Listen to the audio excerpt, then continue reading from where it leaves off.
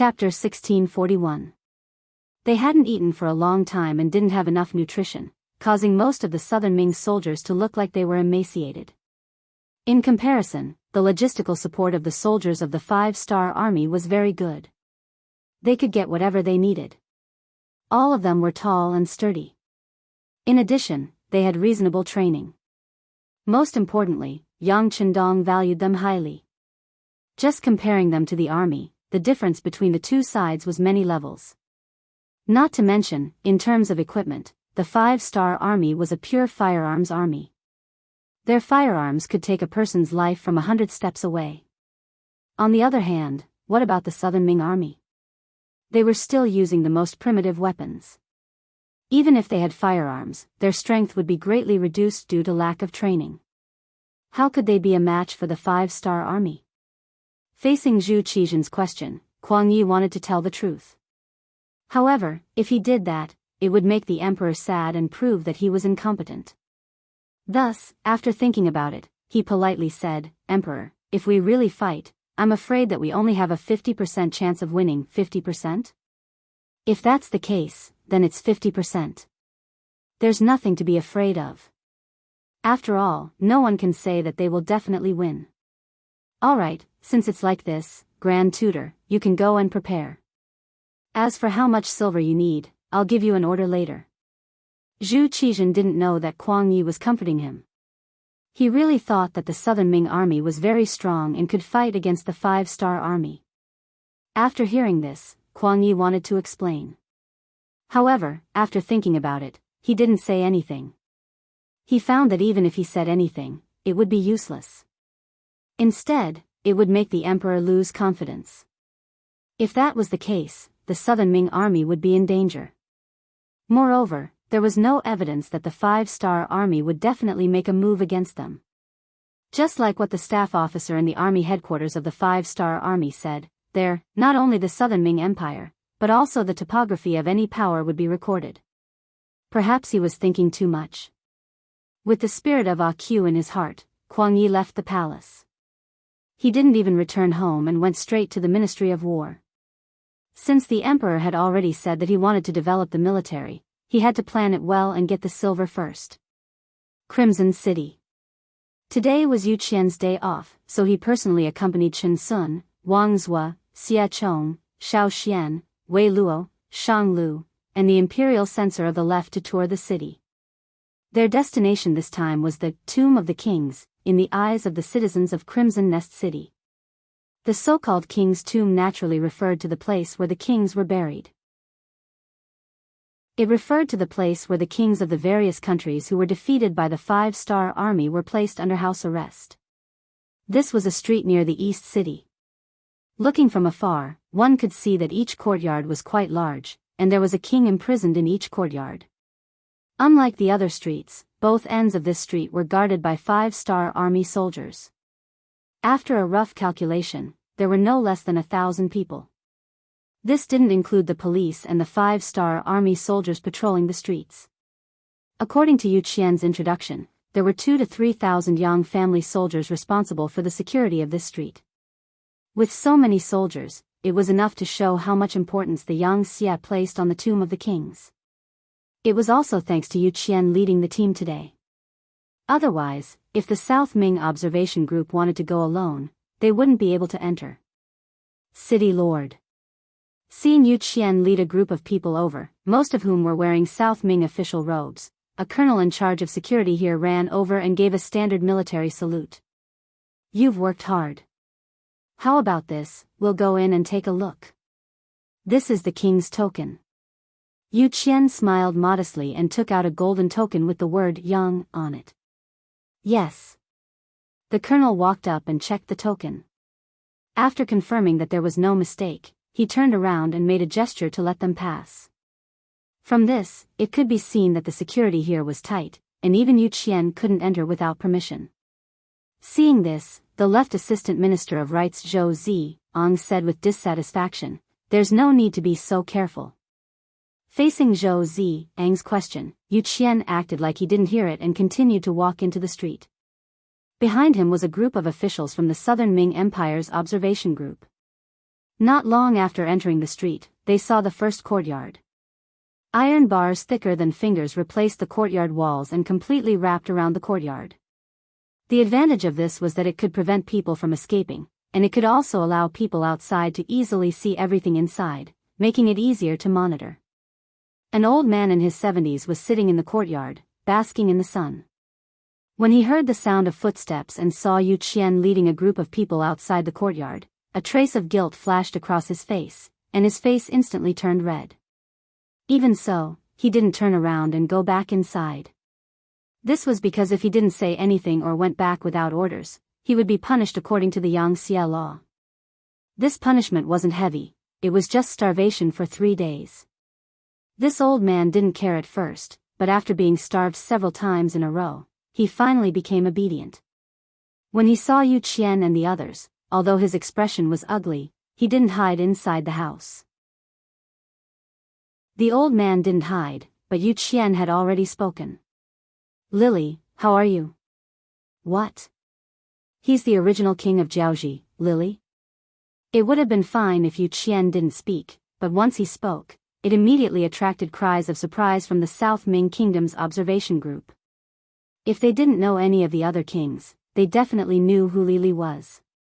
Some of the officials had visited Jianghu more than 10 years ago and had seen King Lily. It was just that after more than 10 years, things had changed, so they didn't immediately recognize him. Now that Yu Qian called out his name, they carefully identified him. Soon after, Xia Chong was the first to cry out. "That's right, he is Lily. This official has seen him before, but I didn't expect him to be so old." AI. With Minister Xia Chong saying this, how could the other South Ming officials not believe him? At that moment, each of them carefully sized up the old man, but the thoughts in their hearts had already flown off somewhere. Lily naturally heard the cries of surprise from outside. However, this wasn't the first time something like this had happened. In the past, other kings would be locked up on this street from time to time. When they first saw him, they were also surprised. Being surprised once was uncomfortable, but after being surprised many times, it became normal. Lily, who was used to it, didn't have any intention of hiding. Since he had already been recognized, there was no point in hiding. Instead, he took the initiative to walk to the railing and said to Yu Qian, "City Lord Yu, isn't it a little too long for the performance team to only come once a month? This king is really bored staying here. Can you give a reaction and let the performance team perform twice a month?" "Okay, I will report your request to the higher-ups." Yu Qian smiled and agreed, which immediately attracted a wave of gratitude from Lily. The first courtyard was Lily, which attracted the cries of surprise from the South Ming Kingdom's observation group. The second courtyard was the Lansang Kingdom's King Paise. Seeing another king locked up here, everyone deeply understood the true meaning of the king's tomb. At the same time, everyone's cries of surprise weren't as loud. In the next courtyard were King Boromir of the Phnom Penh Dynasty, Governor Chen Rong of Luzon, King Li Yong of North Korea, and so on. Among them, they also saw the blind Duke of the Ross Duchy. However, because they were too far away, the South Ming Kingdom's officials didn't react. More importantly, in the two courtyards of the king's tomb, everyone saw the three provinces' King Zhu Huaiqiu and Shiping's King Mu Bin. Coincidentally, the two of them lived across from each other. Every day, when they basked in the sun, the two of them would sit facing each other. It would be very interesting to have two old enemies meet each other every day and not be able to make a move against each other. When the South Ming Kingdom's observation group walked past their courtyard, both Zhu Huaiqiu and Mu Bin wanted to turn around and enter the house. However, they didn't dare to because they were already told that they had to stay outside the courtyard until the observation group left. Otherwise, they would starve for 3 days. Humans were iron, rice was steel. If they didn't eat a meal, they would panic. The two of them had violated the rules when they first arrived and starved for 3 days. That feeling was really uncomfortable, and they didn't want to experience it again. When the two of them obediently stood there like rare animals in the zoo, all the Southern Ming officials who saw them had a gloomy expression on their faces. It was as if they had eaten rat feces. Their hearts were disgusted, and their expressions were extremely ugly. However, there was nothing they could do. The two of them had been defeated by Bugnam of Gojoseon fair and square. They had brought this upon themselves. Other people couldn't interfere, nor did they dare to interfere. After walking for nearly 4 hours, they walked out from the other end of the king's tomb. Everyone's expression was different. Hee, there are still some courtyards that are empty, but it doesn't matter. Bugnam of Gojoseon said that they will be full one day. Yu Qian seemed to explain very casually. However, when these words were heard by the South Ming Kingdom's officials, they didn't mean that at all. What did he mean by it will be full one day? Could it be that the South Ming Emperor and Bai Ming Emperor were also going to be locked up? It was unknown who it was that muttered this in a low voice. However, because everyone was thinking about something, the scene was extremely quiet. Thus, this sentence was quickly heard by everyone clearly. At this moment, all the officials' faces were filled with shock. They suddenly discovered that this assumption wasn't impossible. Since Xianxia could defeat so many powerful enemies, why couldn't she deal with the South Ming Kingdom and Bai Ming Emperor? As a part of it, what should they do next? Where should they go? Chapter 1642. The trip this time had dealt a heavy blow to everyone's spirits. So much so that when the officials returned to the Yang family hotel, their faces were still as cold as ice. Yu Qian didn't care about this. He only knew that he had done what he needed to do. As for the rest, he would leave it to their king to deal with. Yang Chendong also learned about Yu Qian's trip to the king's tomb. After hearing Beta Persei's description of the reactions of the Southern Ming officials, he couldn't help but laugh and said, "Good, the fire has already been set up. Let's see how the fire will burn." The Bai Ming observation group was still in Crimson City. During this period of time, they went to many places, such as the Yang family school. When these officials saw that the children of the Han people in Crimson City could enter the school for free, they were really shocked. During the Great Ming Dynasty, because the people weren't rich and were exploited by the tyrants, there weren't many people who were literate. Using 1% as a ratio was already a bit exaggerated. Didn't they know that allowing the people to become literate was good for the progress of the people? Of course, they knew, but they still prevented this from happening. This was because they wanted to become a powerful group. They needed to have advantages, and literacy was an advantage. But in Crimson City, this kind of restriction didn't exist. All the children of the common people could enter the school for free. If they learned well, they would be used by the Yang Xia and become an official. They might even have great power. This was somewhat out of the expectations of the Southern Ming officials. How could a grassroots person have power? If that was the case, wouldn't it be a mess? But the Yang Xia clearly didn't care about this. The advantage of this was that the common people had culture, knowledge, and the ability to distinguish right from wrong. As long as they worked hard, they could become useful to the society, the country, and the people. In this way, although it was a shock to the powerful, it also allowed the Yang Xia to have more talents. They wouldn't encounter bottlenecks and various pressures in the process of development. In fact, there weren't any powerful people in the Yang Xia. Everyone relied on their own abilities. This was no longer the era of heroes and heroes of the father and son. He had to admit that there were more benefits to doing this.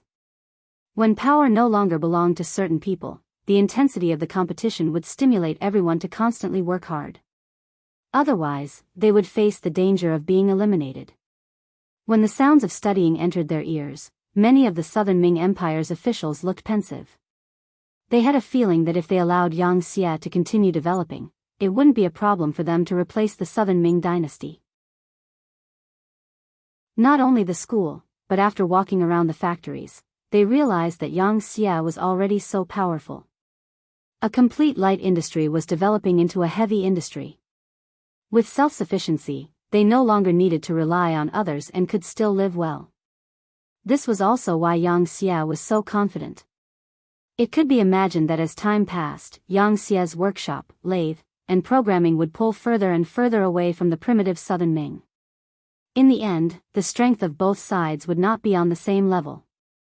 In the end, it would be normal for the Southern Ming to become Xia's subordinate. The more they understood, the more they felt, and the greater the pressure on them.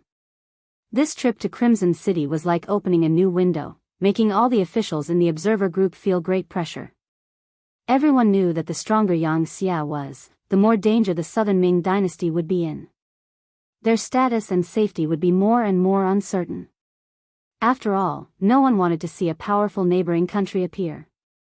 As they understood more, the use of the Yang family's department store and the Yang coins were also displayed in front of all the officials. When they were attracted by the dazzling array of items, they realized that the Yang coins in their hands had been taken away by their family members. Some of them had even been used to buy goods. Especially when a few brand new bicycles appeared in front of the Yang family's hotel, these officials were shocked and angry. The horizons of the officials were naturally different from those of their family members. Although the bicycles were novel, they weren't enough to attract them. On the contrary, things like flashlights, sewing machines, watches, and binoculars were more attractive. In the eyes of these officials, flashlights were high-tech products. They were very practical, whether it was for civilian or military use, they were good things. They hoped to learn from, understand, and imitate them. Needless to say, sewing machines could increase the production of the textile industry and clothes. It was undoubtedly a great contribution to the progress of society. Watches could accurately tell the time. It was convenient and also a symbol of status. Binoculars were even more useful when used in the military.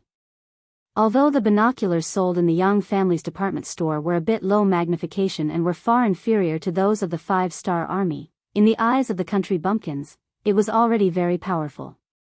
There were many ideas, but without the Yang coins, everything was useless. It was just that the family members had already spent all of it. Everything could no longer be recovered. Then another problem appeared. How could they obtain the Yang coins? After asking around, they found out that only officials had the opportunity to obtain Yang coins. They would be given a certain amount of Yang coins in their monthly salary.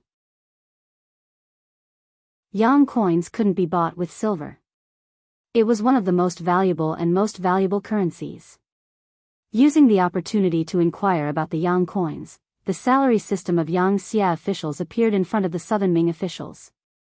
As they understood more, they couldn't help but sigh. As a Xia official, the salary was really high. Some people even calculated carefully. As a Xia official, their salary was actually 50 times that of a Southern Ming official. Although the Xia was very strict with the corruption of officials, there was basically no gray income.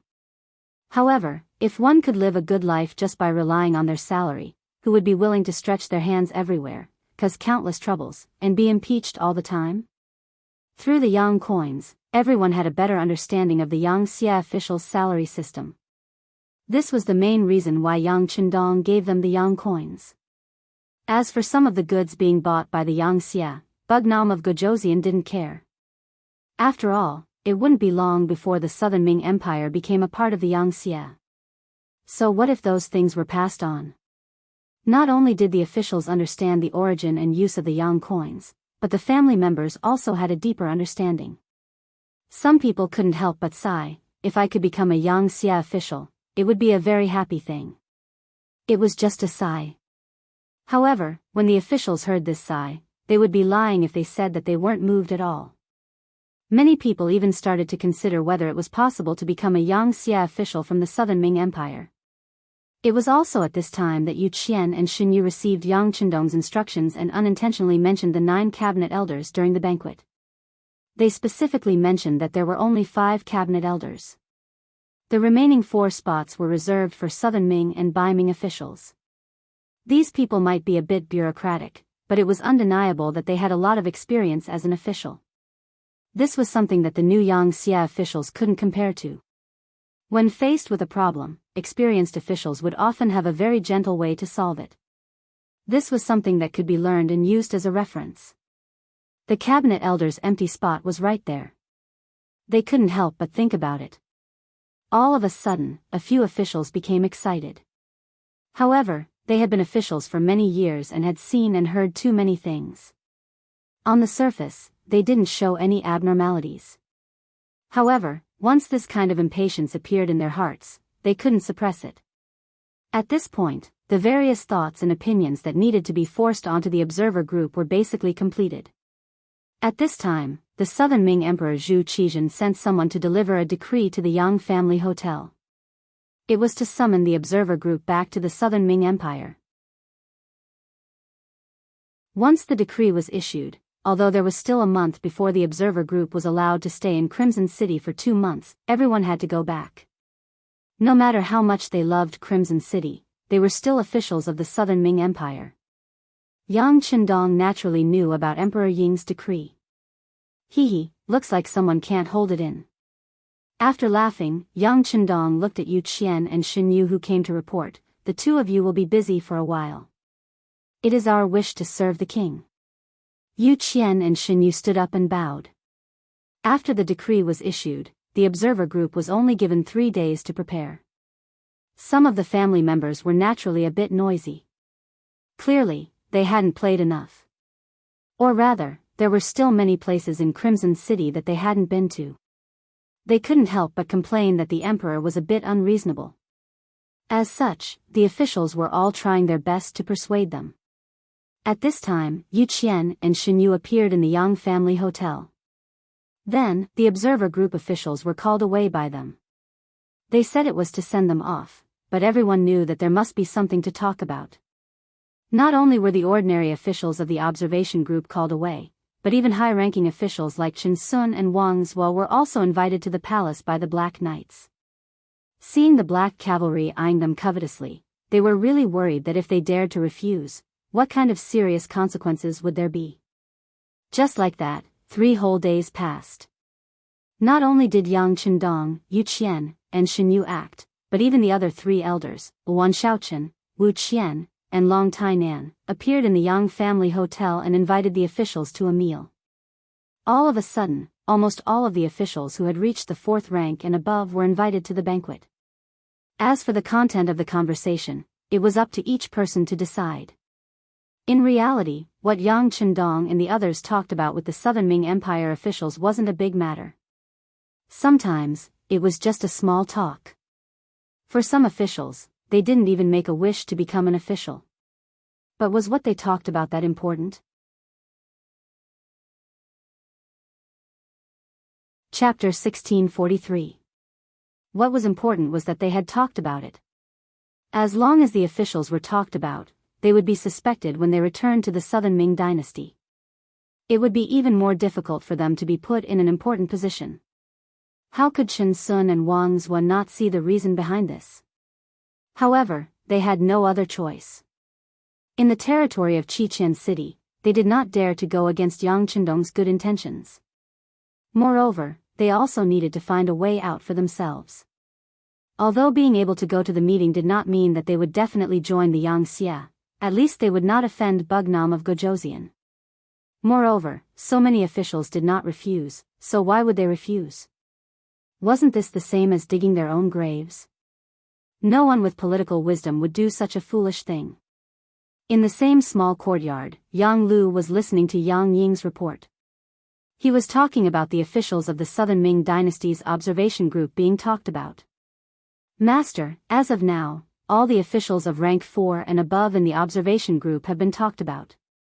Yang Qindong has used almost all the officials of the city lord's mansion and has already started to talk about the rank 5 officials. When Yang Ying said this, his face revealed an expression of admiration.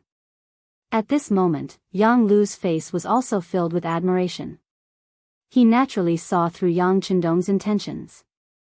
It was because of this that he could not help but say with admiration, "Amazing, my young master really has good methods." Presumably, Emperor Yingzong will have a headache and will not dare to put these people in important positions. This is equivalent to cutting off one of his own arms before the battle. Yang Ying also nodded and said, "That's right. If they don't dare to trust these people, then in a certain period of time, Yingzong will have no one to use. It is very likely that there will be internal chaos in the Southern Ming dynasty." "No. It is not a possibility, but a certainty," Yang Lu said with a very firm tone. Then, his tone changed. However, this has nothing to do with us. It is even a good thing. What we want is to take the chestnuts out of the chaos. Right, how are the arrangements on Yang Yang's side? Everything is arranged properly. The poor and stupid him does not know that he is being used by us. Speaking of this matter, Yang Ying's face was filled with pride. This time, there were embroidered uniform guards among the members of the Southern Ming Observation Group. This was one of the methods the great Ming Emperor used to monitor his subjects. One of the commanders named Wen Jing had another mission, which was to contact Yang Yang and create a false impression that Chao Jixiang wanted to join Bugnam of Gojosian to lure him in. Hearing Yang Ying say that the plan was going well, Yang Lu's expression became better. Good, if that's the case, we have to be prepared. Remember, this time, we can only succeed and not fail. Otherwise, we will die without a burial ground. Yang Ying replied with a straight face, Master, please rest assured. We have prepared for this for a long time. There will definitely be no problems. Alright, let's wait and see. Yang Lu said with a face full of excitement. Then, he muttered to himself in a voice that no one else could hear, I hope you can cooperate. Like this, as a master and servant, I can still spare your life. Otherwise, I can only force you to be ruthless. Crimson City Pier. This day was very lively. The 13,000 people of the Southern Ming Observation Group were queuing up to board the ship. Compared to the excitement they had when they came, most of them were reluctant to leave. They could eat well, sleep well, and have so many fun things here. It was really hard for them to give up. Now that they were finally going to leave, they were going to return to their previous lives. For a moment, a sense of disappointment filled everyone's hearts. Yu Qian, Shen Yu, and the others also appeared in front of the pier to send everyone off. They were bidding farewell to Chen Sun, Wang Zhua, and the others in front of the pier. With a bitter smile on his face, Chen Sun looked at Yu Qian in front of him and didn't know what to say. Thousands of words turned into one sentence. Yu Qian, you've really screwed this old man over. Master Chen, don't say that.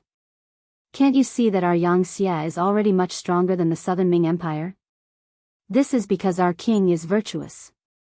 Otherwise, it would be like dealing with other foreign races and other countries. As long as the army moved, would the Southern Ming Empire be able to stop it? Yu Qian didn't feel that it was too much. Instead, he spoke the truth. During this time, Chen Sun also went to the 5-star Army's barracks. He looked at the equipment and the training process. He also saw the long line of young people signing up. Chen Sun was very envious that so many people in Crimson City volunteered to join the army. It was unlike the Southern Ming Empire, where the army relied on soldiers. When there weren't enough soldiers, they could only go to the various cities to recruit strong men. One was voluntary, the other was forced. The result was obvious. The conclusion was that the Southern Ming Empire was definitely not a match for the 5-star army. Thus, Yu Qian's words were true. However, if Chen Sun joined the Xianxia because of this, he wouldn't be able to get over it. He decided to think about it carefully. He didn't reply to Yu Qian's words and only smiled. On the other side, Shen Yu was chatting with Wang Zhua and the others. On the surface, it looked like they were enjoying themselves. Come over when you have time. As long as you are willing, the gates of Crimson City are always open for everyone. Shen Yu said with a smile. Wang Zhua and the others naturally wouldn't be stupid enough to immediately nod and agree to this obvious solicitation. They could only chuckle and change the topic. Bugnam of Gojosian has arrived. Just as everyone was waiting to board the ship, a group of majestic cavalry came from not far from the dock. Then, Yang Chendong, who was wearing a golden cape, came from afar under the protection of the Black Knight Dragon Guards. King is here. Yu Qian and Shen Yu immediately straightened their bodies and tidied their clothes before walking over. The other Southern Ming officials who hadn't boarded the ship also hurriedly stood in several rows with a respectful appearance. Soon, the cavalry arrived at the pier and Yu Qian took the initiative to say, King, didn't you say you weren't coming? How could that be? They are the backbone of our Han people. If they want to leave, how can this king not send them off? Yang Qindong said as he dismounted. Then, accompanied by Wuxia Xianxia, and the others, he walked over to the group of Southern Ming officials and shook hands with them one by one. During this period of time, everyone was used to this way of greeting and shaking hands, so everyone was very cooperative. There were even some officials who, after shaking hands with Yang Qindong, had their faces flushed red. Needless to say, this was caused by excitement. While shaking hands with everyone, Yang Qindong said loudly, "I believe everyone has seen how happy the Han people are living under the leadership of Xianxia. And we live in this era. Since we have the conditions, what we should do is to let more Han people live a better life. This can't be done by just relying on the efforts of this king and Xianxia's officials. We still need everyone's support." Well said, well said. The Southern Ming officials nodded in agreement. Using the people's livelihood as an example was indeed something that no one could refute. Seeing that the effect was achieved, Yang Qindong smiled and watched as everyone boarded the ships.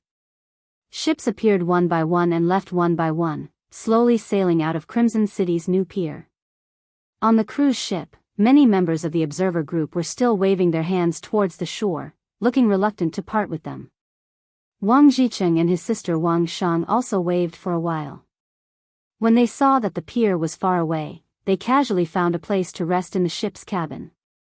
Then, Wang Shang's pleasant voice sounded, "Crimson City is so good.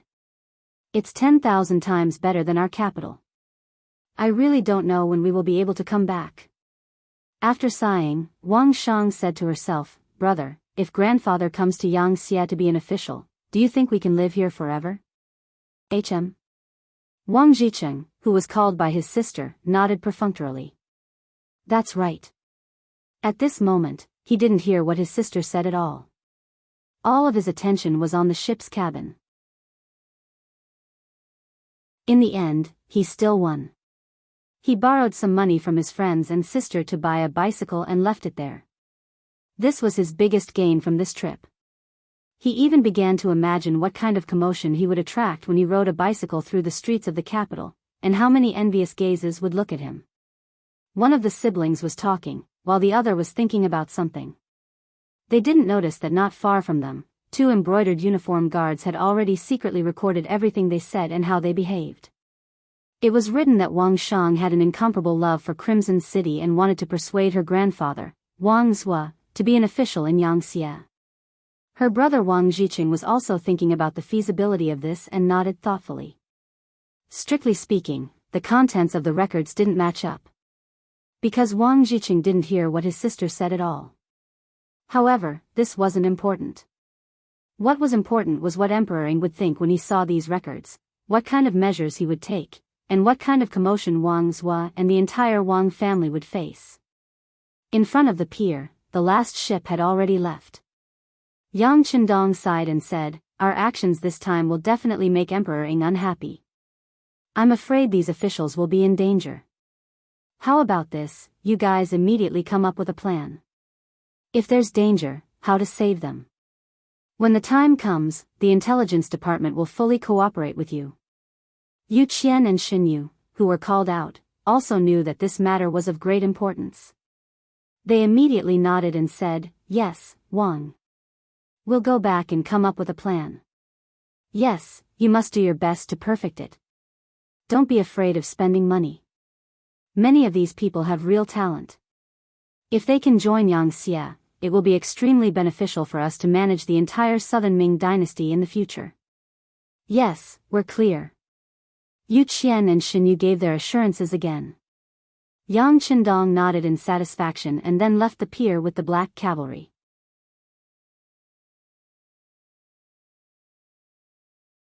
Chapter 1644. Speaking of the boat, because they had received Emperor Ying's decree, their return speed was clearly faster. They had used close to 15 days to arrive and less than 10 days to return. They had arrived at the docks of the Suzhou prefecture. Once everyone was ashore, they immediately rushed to Yingtian Mansion, the capital of the Southern Ming dynasty, Nanjing Mansion. The officials were all smart people. Since they had returned to the Southern Ming dynasty, regardless of what had happened to their mentality, what they needed to do now was see the emperor and then express their loyalty.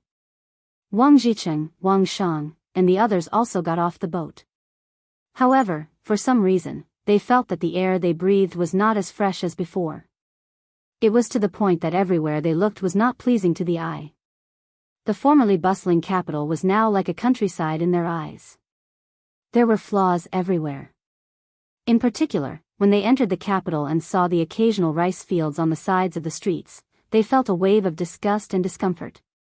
In comparison, the incomparably clean streets in Crimson City, as well as the public toilets 1,000 meters away, seemed more humane. Zhu Qizhen met the members of the observer group one by one in the imperial palace. When he saw that everyone was extremely respectful when they saw him, for some reason, he did not feel as interested as before. He had a feeling that these people's smiles were too fake, as if they were acting with him. After the officials finished greeting each one of them, Zhu Qizhen finally spoke. "Beloved officials, I presume that you have all gained a lot from this trip to Crimson City. Since this is the case, go back and write a memorial to see if there is anything we can learn or imitate. Then, we can also make changes, okay? Your Majesty is wise, this official will obey," the officials replied in unison. Then, everyone left the imperial palace and returned home to write memorials. The next morning, in front of Zhu Qizhen's dragon table, there were memorials written by the various officials. Zhu Qizhen looked through them curiously.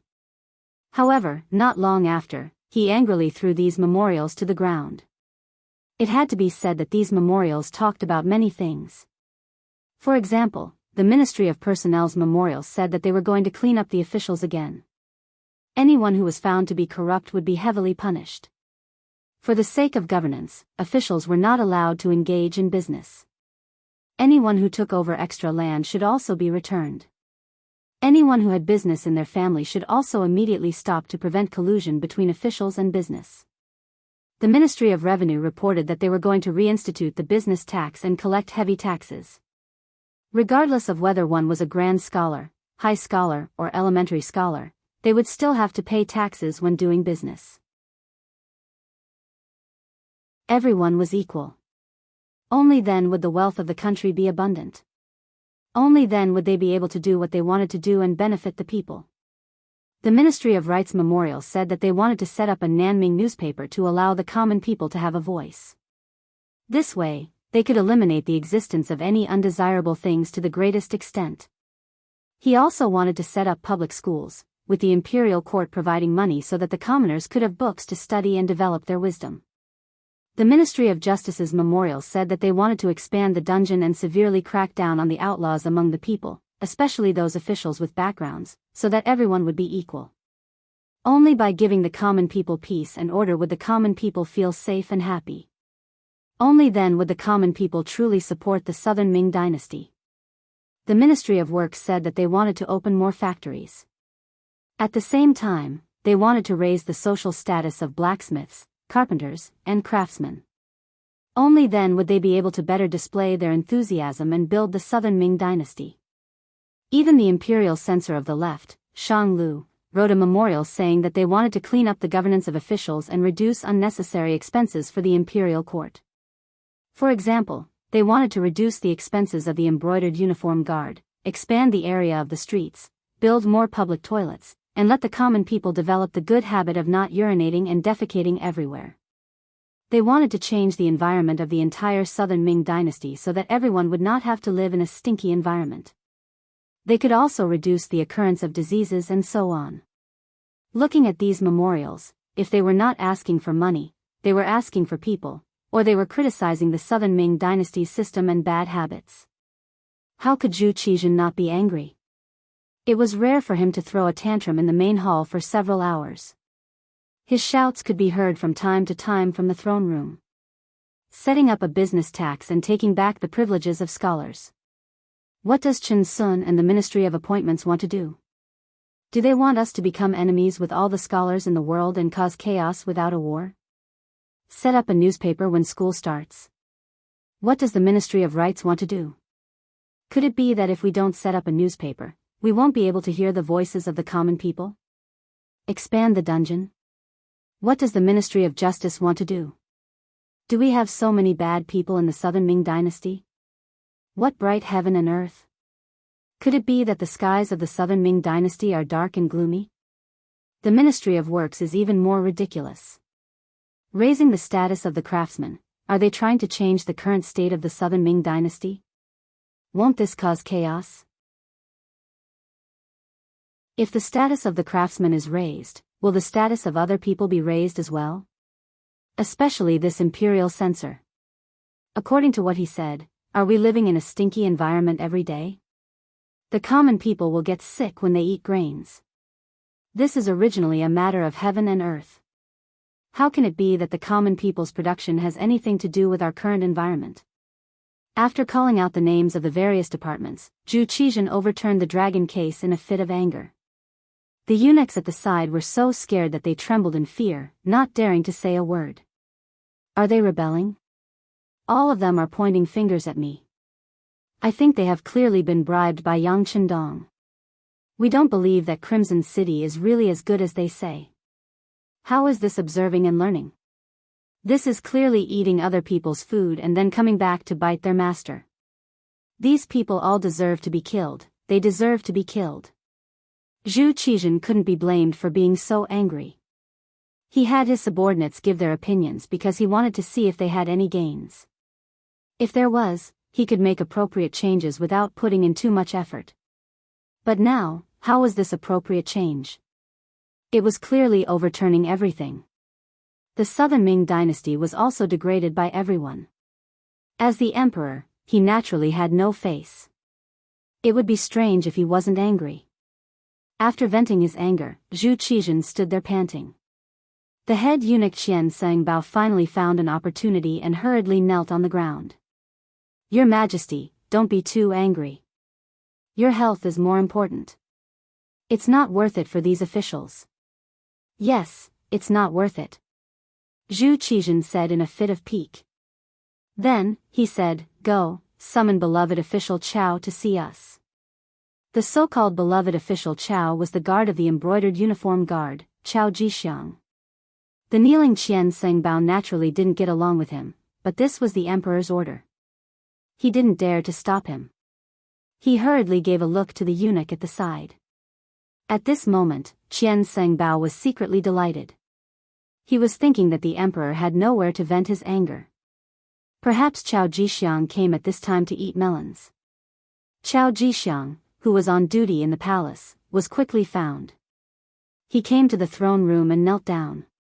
You all can leave first. Great companion, you can also leave. He glanced at Qian Sangbao. Because of the appearance of Yang Chendong, this little butterfly, Zhu Qizhen didn't experience being captured by Yeshen. Thus, Chao Jixiang didn't appear to save his master. Now, his great companion became Qian Sengbao's eunuch. The emperor summoned Qian Sangbao and wanted to drive him away. Qian Sangbao naturally wasn't happy. But at this moment, he didn't dare to disobey the emperor's order. He could only agree and leave. After he walked out of the throne room, he stood there in deep thought. Recently, every time Zhu Qizhen saw Chao Jixiang, he was always mysterious. Even his great companion was on guard against him. This made him feel a sense of danger. If Chao Jixiang really replaced him, he was afraid that he wouldn't be able to have a good ending. Internal strife among eunuchs was often the fiercest. Those in power could get whatever they wanted. As for those who were stepped on, it was a fate worse than death. Eunuch Qian, why are you here? Why aren't you serving the emperor?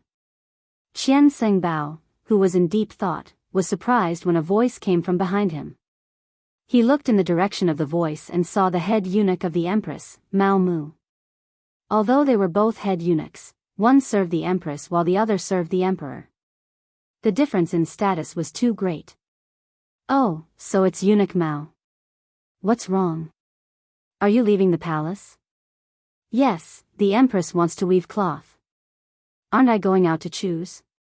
Mao Mu said with a fawning expression. In the entire Southern Ming eunuch group, although Mao Mu carried the identity of a head eunuch, his real power wasn't even in the top 10. This was all because the Empress's temper was very good and she never cared about matters. The master was weak, so as the eunuch by the master's side, he naturally didn't have much power. But because of this, Mao Mu became a transcendent existence in the entire group of eunuchs. This person did not fight for fame or profit. Because of the Empress, not many people were interested in his position. This made it seem that he had a good relationship with all the eunuchs, and they all seemed to be good. In terms of status, Mao Mu was far from them. But Qian Sengbao was a very smart person. He definitely wouldn't casually offend people for no reason. So when he saw Mao Mu ask him, he chuckled and explained, "It's like this. The emperor wants to meet Xiao Changwei alone, so I came out to get some fresh air." "Oh, so it's like that. It's just that Xiao Changwei's thoughts are very big. It's not a good thing for such an ambitious person to always be by the emperor's side." After Mao Mu heard this, he first had a shocked expression on his face. Then, he seemed to say this very casually. Just as he finished speaking, Mao Mu quickly covered his mouth with his right hand with an embarrassed expression. Between eunuchs, unless there was a life and death feud, they wouldn't speak ill of each other in front of each other. That was the behavior of a vile person, and it was shameful. Normally, if Mao Mu said this, Qian Sengbao would even reprimand him. After all, he was now the head of the group of eunuchs. He had the obligation to maintain the unity of the group of eunuchs, at least on the surface.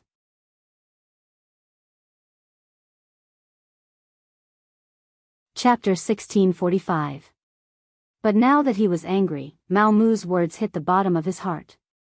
He said with an angry face, "That's right, I thought I was the only one who thought Xiao Changwei was ambitious. I didn't expect that Mao Gonggang also thought so. Then I really have to be careful.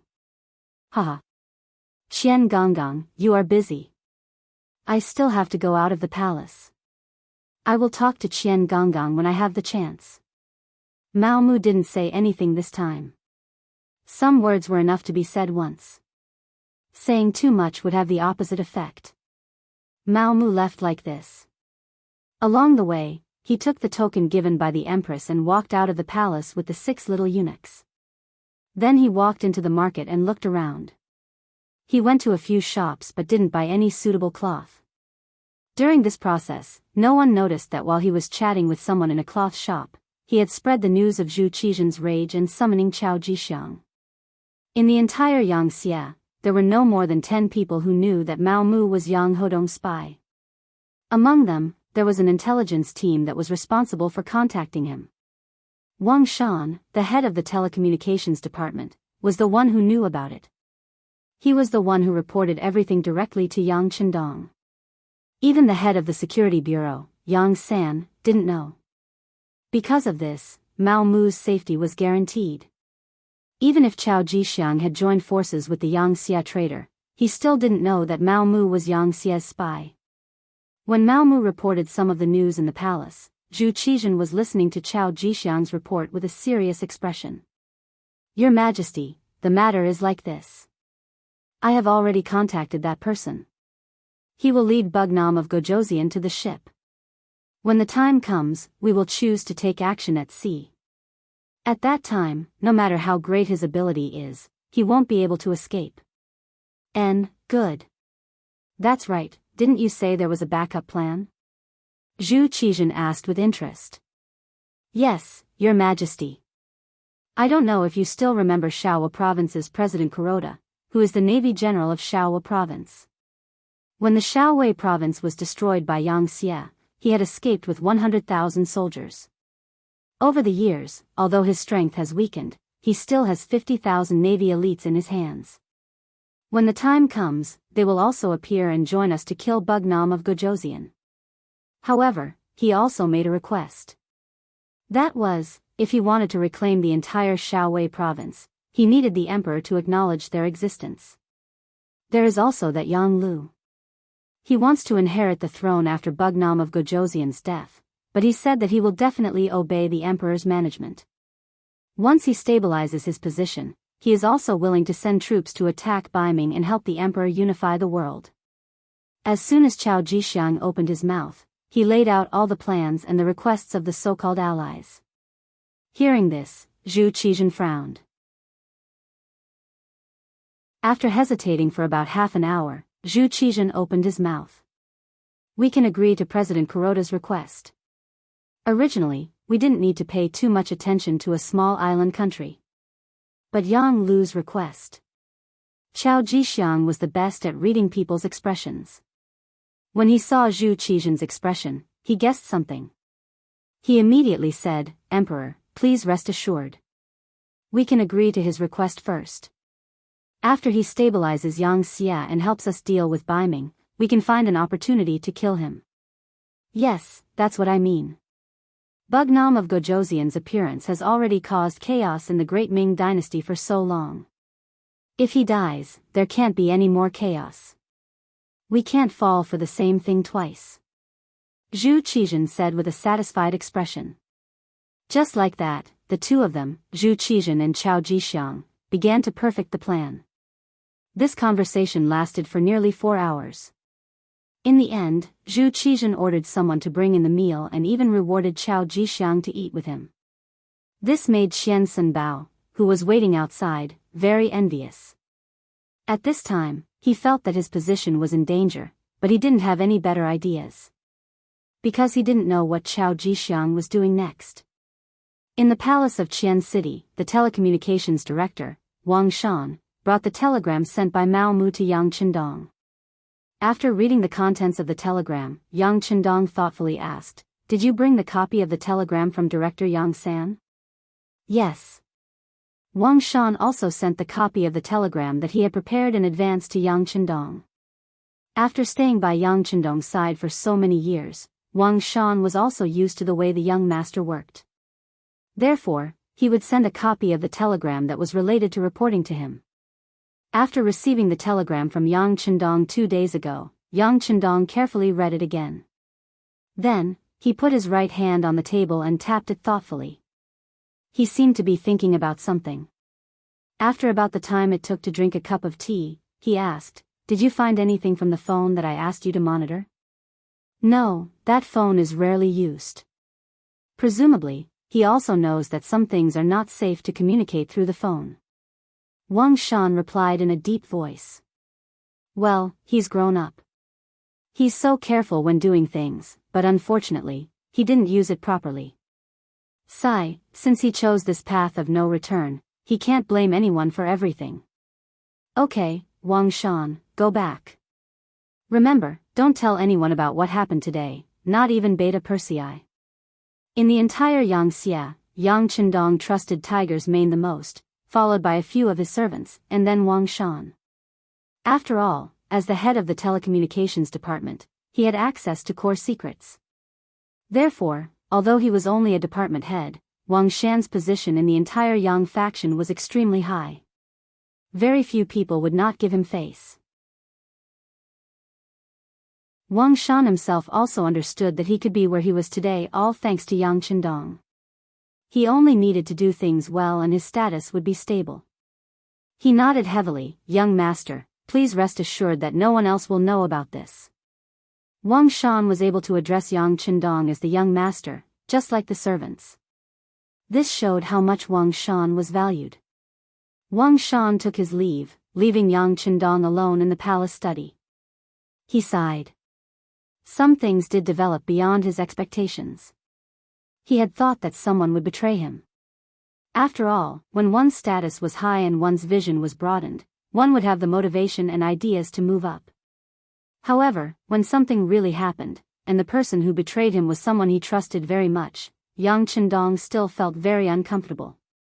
He did not know how long he had been sitting there. All kinds of memories and pasts between Yang Qindong and Yang Lu flashed through his mind. It was not until Hu Yan appeared in the study and brought a bowl of lotus seed soup in front of him that Yang Qindong came back to his senses. He smiled apologetically, Look, I made you worry again. No, I just wanted to see you. Don't think too much about it. We've already gotten enough. Even if we stop now, we won't have any regrets. Hu Yan walked behind Yang Qindong with a smile and gently massaged his shoulders. Feeling the care and gentleness, Yang Chendong reached out and patted Hu Yan's arm. Good, optimistic spirit. Take it easy, take it easy. Ha ha ha. At this moment, Yang Chendong's mood seemed to be much better. In contrast, Yang Lu outside the small courtyard of the palace was very proud. As he expected, although Wen Jing had gone back, he had already convinced Yang. If the plan went smoothly, there should be a result soon. And he just needed to push the boat along. Yang Ying, you can go and do that thing now. This little one understands. Yang Ying nodded in agreement, then turned and left. On the surface, after the Southern Ming Kingdom's observation team left, Qiqian City became stable again. But in fact, there was an undercurrent surging, and a conspiracy was shrouding Yang Chendong's head. 2 days later, Yang went straight to the palace. His face was full of joy, as if he had done something great. On the same day, Beta Persei's mother-in-law, Badama, suddenly entered Yangxia First Hospital because of a serious illness. As the son-in-law, Beta Persei naturally had to perform well. He had already applied for 10 days of leave from Yang Chendong to serve his mother-in-law. In the palace, Yang Chendong saw Yang Chendong and said, "Fourth brother, it's done. I have already discussed with the commander of the Southern Ming Brocade Guards, Wen Jing. As long as you, Bugnam of Gojoseon, are willing to admit it personally to the other party, and Chao Jixiang is willing to submit to Yangxia, he will bring all the Brocade Guards. Anyway, at that time, they will control the Southern Ming Palace. As long as my army arrives, we can take over the entire Southern Ming Kingdom with the smallest price." Looking at Yang Chendong's happy expression, Yang Chendong smiled. "Fourth brother, how did you discuss it?" "Oh, it's like this." Yang Chendong explained the plan that they had discussed. After an hour, Yang Chendong understood everything. After hesitating for a moment, he said, "Okay, this prince agrees. I will meet with Chao Jixiang outside the Wenzhou port. At that time, this prince will personally promise that as long as Chao Jixiang is willing to help me, Yangxia, not only will he not be punished, he will also be rewarded greatly." Yang Chendong was very happy when he saw that Yang Chendong had agreed. "That's great. However, fourth brother, you must remember that in order to prevent the news from leaking out, you must not bring too many troops. It will not be good if the news is leaked." Is this fourth brother's idea or their idea?" Yang Chendong asked after hearing this. However, his heart was beating very fast because if this was his fourth brother's idea, then he could not help but suspect whether Yang was also involved. Fortunately, Yang quickly gave the answer. "Of course it is Chao Jixiang's idea. He is afraid that the news will be leaked. When that time comes, Ingzong will be prepared and he will not be able to complete his mission of controlling the imperial palace. Of course, with fourth brother's current status, even if he cannot bring too many people, he will still be accompanied by the black cavalry. After all, one must always be vigilant." Hearing Yang Chendong say this, Yang Chendong was finally able to relax. He nodded and said, "Okay, fourth brother. I understand the matter and I also agree. Next, you all can set a time together. When there is an accurate time, just inform sixth brother."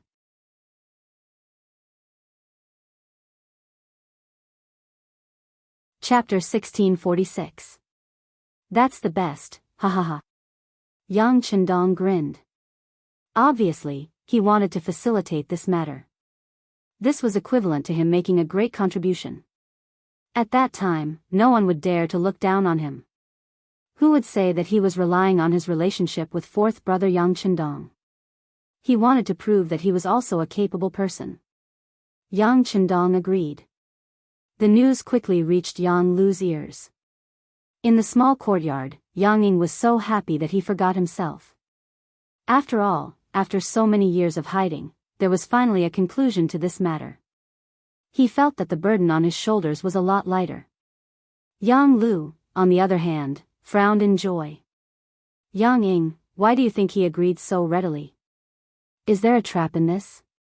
How can that be? Master has been hiding it very well. Besides, This matter was facilitated by Yang Yang. We didn't even show our faces. Even if there is suspicion, it won't fall on us. Master, you have to hurry up. It's best if you can fight to go to the sea with him. This way, our chances of winning will be higher. Yang Ying said without any doubts. That's right. Yang Lu nodded. He felt that Yang Ying's words were very reasonable. He immediately put down the doubts in his heart and said, this problem is not difficult. Right now, only Beta Persei, Yang Wu, and I are in Qiqian City. Yang Wu has to guard the palace and keep an eye on the officials in Qiqian City. Beta Persei also has to keep an eye on the hospital. With Yang Chendong's habit of sympathizing with his subordinates, he most likely won't bring him this time. So, other than me, who else is more suitable? After this analysis, Yang Ying also felt that this was the truth. He immediately said, then I have to congratulate Master. I'm afraid that it won't be long before this little one will call Master King. Ha ha ha, well said, well said. Yang Lu thought that the Southern Ming Emperor had promised him that once Yang Chendong died, he would inherit the position of Bugnam of Gojoseon. He immediately laughed happily.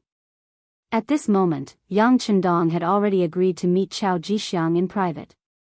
The meeting at sea seemed fair to everyone, but Yang Chendong knew that there was a great conspiracy behind this seemingly fair meeting. If it was just him alone, he wouldn't be afraid of any conspiracy. It was still the same sentence, with Datsang in hand, as long as they didn't kill him immediately, it would be impossible for them to kill him. But this time, he was not alone. There were many black cavalry following him. He could not leave his brothers to the side. That would be irresponsible. If he did not bring the black cavalry with him, it would definitely arouse suspicion. In this case, it was necessary to make some preparations in advance. So he went to the Navy headquarters. Deputy Commander Gao Xiong had already left with the Navy, and not long ago, he sent a report of victory. In front of the leading ships of this world, whether it was speed or firepower, they were several times stronger than the other side. The expansion of the Navy can be said to be very smooth. With the cooperation of the Navy's Cold Vanguard Division, so far, they haven't encountered any difficult bones. Yang Chendong even knew that even in the future, when the Yangtze Navy enters the Western Europe, there won't be any decent opponents. At this time, the West was far from being as developed as the future. There were even many places that didn't have their own civilization, let alone technology. With this opportunity, Yangtze can really unify the West. Otherwise, once they really start to rise, even if they send several times more troops, it will be difficult to accomplish. It can be said that now is the best time. Yang Chendong came to the Navy headquarters. Of course, he didn't ask about the Navy's overseas expeditions. If there is any news, someone will report it to him. He came here to make some arrangements for the meeting with Chao Jixiang. Although Yang Chendong has already seen that this is a trap, he doesn't know how many people the other side has, how many preparations, and how many people are involved. He didn't even let people inquire about it, fearing that it will alert the enemy. That is, Yang Chendong dared to take such a big risk without knowing anything. I'm afraid that if he said that he is second, no one would dare to say that he is first. This time, he came to the Navy to make the corresponding arrangements. Although he doesn't know the other side's means, he should prepare something that can't be neglected. Now in charge of the work here is the commander of the Navy's Cold Vanguard Division, Nia Tong. He is also one of Yang Xie's old men, and also one of Yang Chendong's trusted Navy generals. In the room of the commander-in-chief of the headquarters, Yang Chendong and Nia Tong sat facing each other. After that gaze constantly scanned Nia Tong's body, Nia Tong's forehead was oozing with cold sweat. Today, with Yang Chendong's power, few people can face him calmly. Perhaps only people like Yu Qian who have a lot of experience can do it. Can I trust you? These words caused Nia Tong to stare blankly for a moment before he abruptly stood up. With an incomparably confident tone, he said, "Sixth young master, this subordinate is at your beck and call. I am willing to serve you at any time." From the results of the investigation of the Intelligence Department, the Navy's department is still very pure. There is a war to fight, there is something to do, there is no time to think about other things. Coupled with the investigation of the intelligence department, Nia Tong has won his trust. Very good, Commander Nia, this king asks you, what is the largest speed of the warship in the Navy? The so-called speed refers to the speed of the ship at sea. About 1 knot is equal to nearly 2 kilometers. For example, the speed of the Ming Dynasty's ships is about 5 or 6 knots, which is equivalent to about 10 to 12 kilometers per hour. For example, the speed of the later Liaoning warship is 29 knots, which is less than 60 kilometers per hour. Because the Yangtze Navy ships use steam cars, now the maximum speed can reach between 10 to 12 kilometers per hour. Just in terms of speed, it is twice the speed of the opponent. Reporting to the 6th Young Master, the Navy dock has 10 5th-level warships, 30 4th-level warships, hundreds of 3rd-level warships, and other 2nd-level and 1st-level warships. The 3rd-level and above warships have reached a speed of more than 10 knots. In these years, the Navy's warships have been developed. In the past, only the commander-level commanders can command 5th-level warships. Because of the emergence of 6th-level warships, now it has become the division's exclusive use. And so on, the Navy has become many times stronger than before. Good. Hearing that there are so many powerful ships, Yang Chendong is very satisfied. He decided to use all of the 3rd-level and above warships. Although it seems a bit exaggerated, one of Yang Chendong's rules of conduct has always been to not do anything. Besides, this time there is still a naval battle to fight. No one knows what Yang Chendong and Nia Tong talked about in the end. Everyone only knows that for more than an hour, the door of the room was not opened. In the end, Yang Chendong left with satisfaction. The Navy dock is a first-class military secret location. Without permission, even the Yang family's servants have no way to get close. Based on this point, this trump card has become a secret, and there is no need to worry about it being known by others. The only one who really knows the plan is Nia Tong. The other members of the entourage only know that there is a sea mission. As for where they are going and what they are going to do, it will only be revealed at the last moment. After a trip to the Navy headquarters, Yang Chendong returned to the palace and went to the telegraph office. Except for the director Wang Shan, who is still inside, the other staff have been temporarily exiled for various reasons. Even if the servants around him can betray him, Yang Chendong really can't casually trust other people now. After leaving Wang Shan, the two of them operated the telegraph for a while. After doing this, Yang Chendong stretched and said to Wang Shan, this time you stay at home. You don't have to go out with me. No, this subordinate is not talented. I am willing to follow the young master until death. Wang Shan suddenly stood up and said with an unquestionable voice. Although he now has a faint feeling that this sea trip will be very dangerous, he still wants to follow Yang Chendong. Everything he has today is all thanks to Bugnam of Gojoseon. Now that there is danger, how can he shrink back? Okay. Thinking that many things can't be done without Wang Shan's help, Yang Chendong nodded and agreed after a little hesitation. Then he got up and patted Wang Shan on the shoulder and said, if that's the case, you must be careful on this trip. Yes, young master, this subordinate will be careful and won't let you down. After a series of arrangements, the next problem is the follower. Although Beta Persei took the time to come from the hospital to the palace and asked to follow, Yang Chendong still happily refused. Beta Persei, your mother-in-law is sick. Now is the time for you to perform well. Besides, you have followed me many times, this time won't make a difference. Don't go this time, just let. Yang Chendong's gaze moved between Yang Wu and Yang Lu, who were standing on the side, and finally fell on the latter. Let Yang Lu follow the young master. Yes. Yang Lu was overjoyed, but his face did not change. Instead, he looked at Beta Persei and promised, second brother, don't worry, I will be fine with the young master. Then, okay. Beta Persei saw that Yang Lu took the initiative to stand up, and this was the young master's idea, so he did not fight for it. After all, they were all servants, and he couldn't be the only one to enjoy the good things. He also needed to give others a chance. After deciding on Yang Lu's follower, Yang Chendong personally appointed the third captain of the Black Cavalry, Badao Jiang, and asked him to bring 500 Longwei with him. The matter was settled. Regarding Yang Chendong only bringing 500 Black Cavalry, whether it was Beta Persei, Yang Wu, or Yang Lu, all showed faint doubts. Obviously, the Black Cavalry now had 5,000 people, and only 500 people were too few.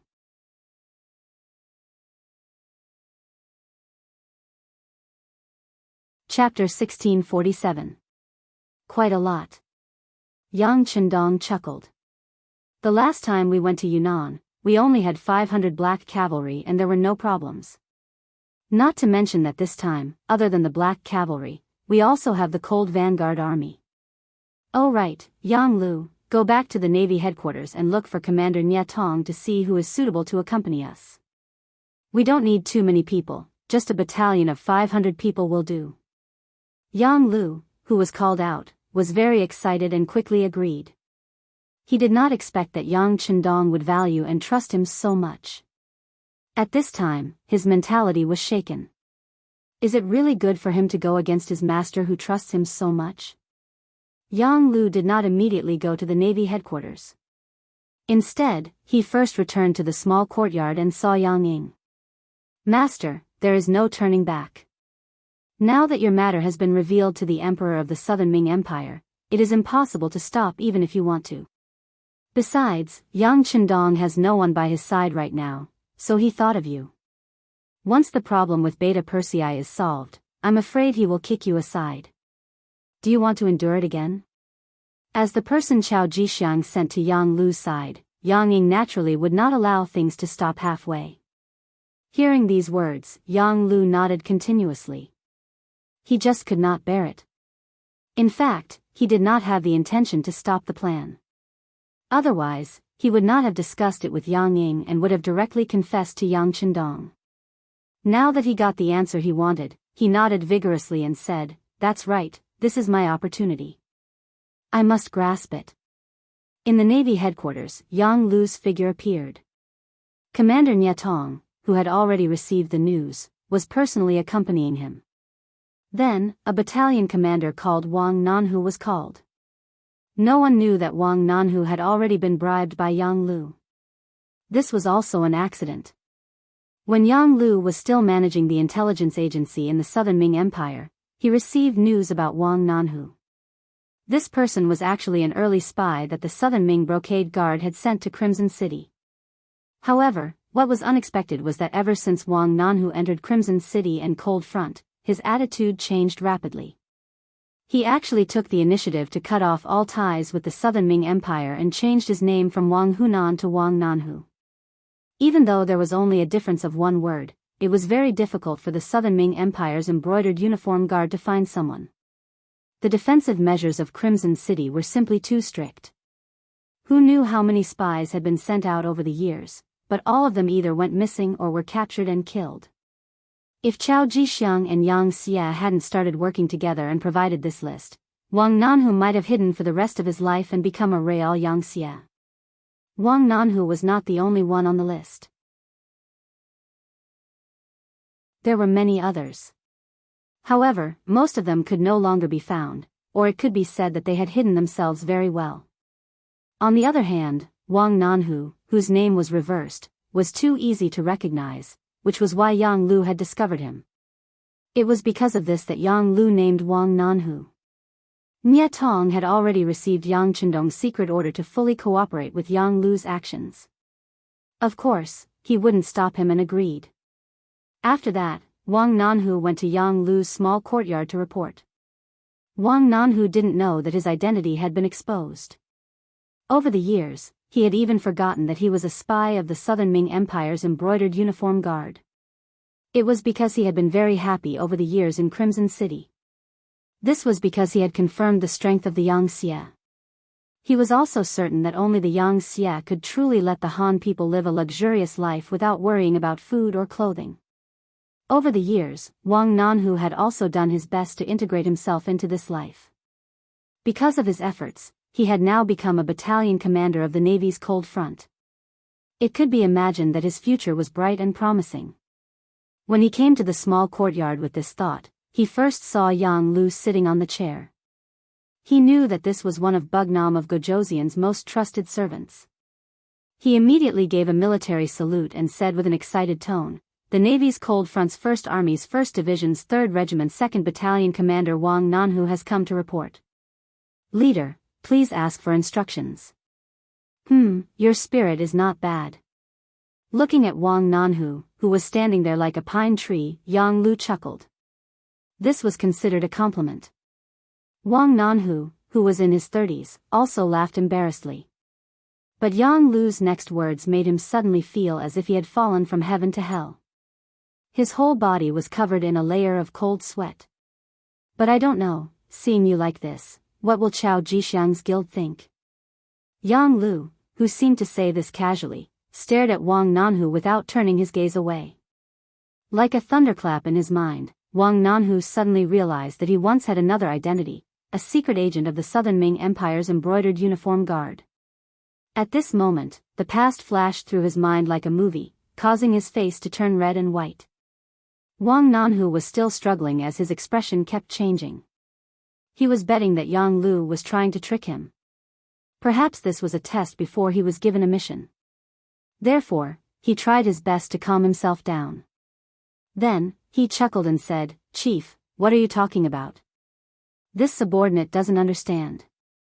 Seeing that Wang Nanhu was still struggling, Yang Lu laughed and said, "Is that so?"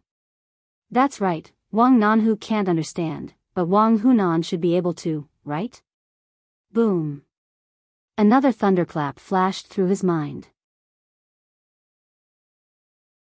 At this moment, Wang Nanhu no longer had any illusions.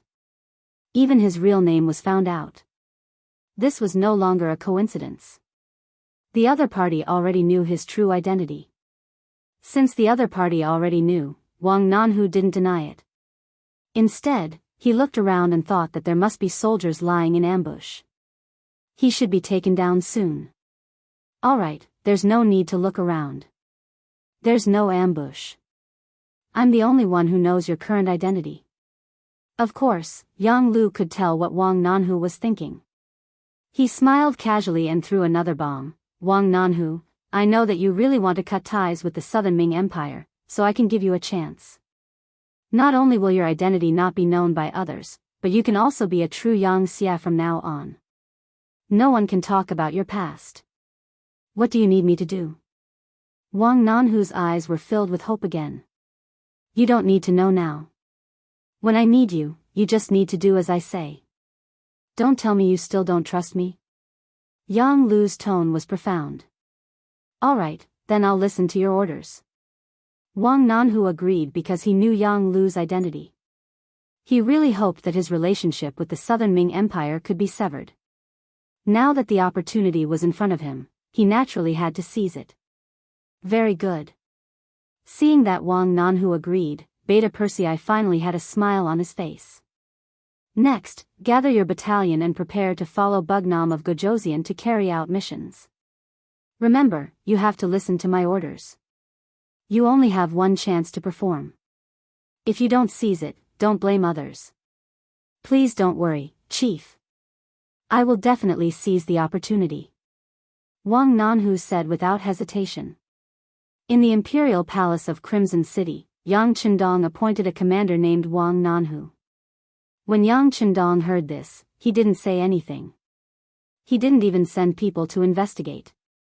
He wanted to see how Yang Lu, whom he had groomed, was going to deal with him. And just in case, after all, there was no absolute victory or defeat in war, so using the remaining 3 days, Yang Chendong separately found the deputy commander of the army, Ling Song, and the commander of the navy, Nia Tong, and announced the establishment of the military committee to them.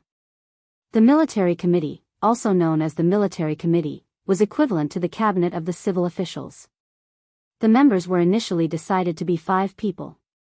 They were responsible for military affairs. The person directly in charge was himself, and the second in charge was Crown Prince Yang Bo. In other words, if something happened to him, or if something urgent happened and he couldn't be contacted, Yang Bo would be in charge of military affairs. At that time, even the cabinet had no right to interfere with military affairs. When Yang Chendong took Yang Bo's hand and announced in the army headquarters, the first batch of military committee members were Tiger's Mane, Ling Song, Gao Xiong, Tian Yu, and Tian Hu. Deputy Commander Ling Song then sent Yang Chendong and his son out of the army headquarters. When the two of them arrived at the main street, Yang Bo said thoughtfully, "Father, are you leaving Crimson City again?" "Yes." Yang Chendong didn't intend to hide it from Yang Bo. As his eldest son grew up, there were some things he needed to know. "Father, is it very dangerous this time?" Yang Bo raised his head. His voice was still a little immature as he looked at Yang Chendong and asked again. Yang Chendong didn't expect his son to have such observation and perception at the age of 11. He was very pleased.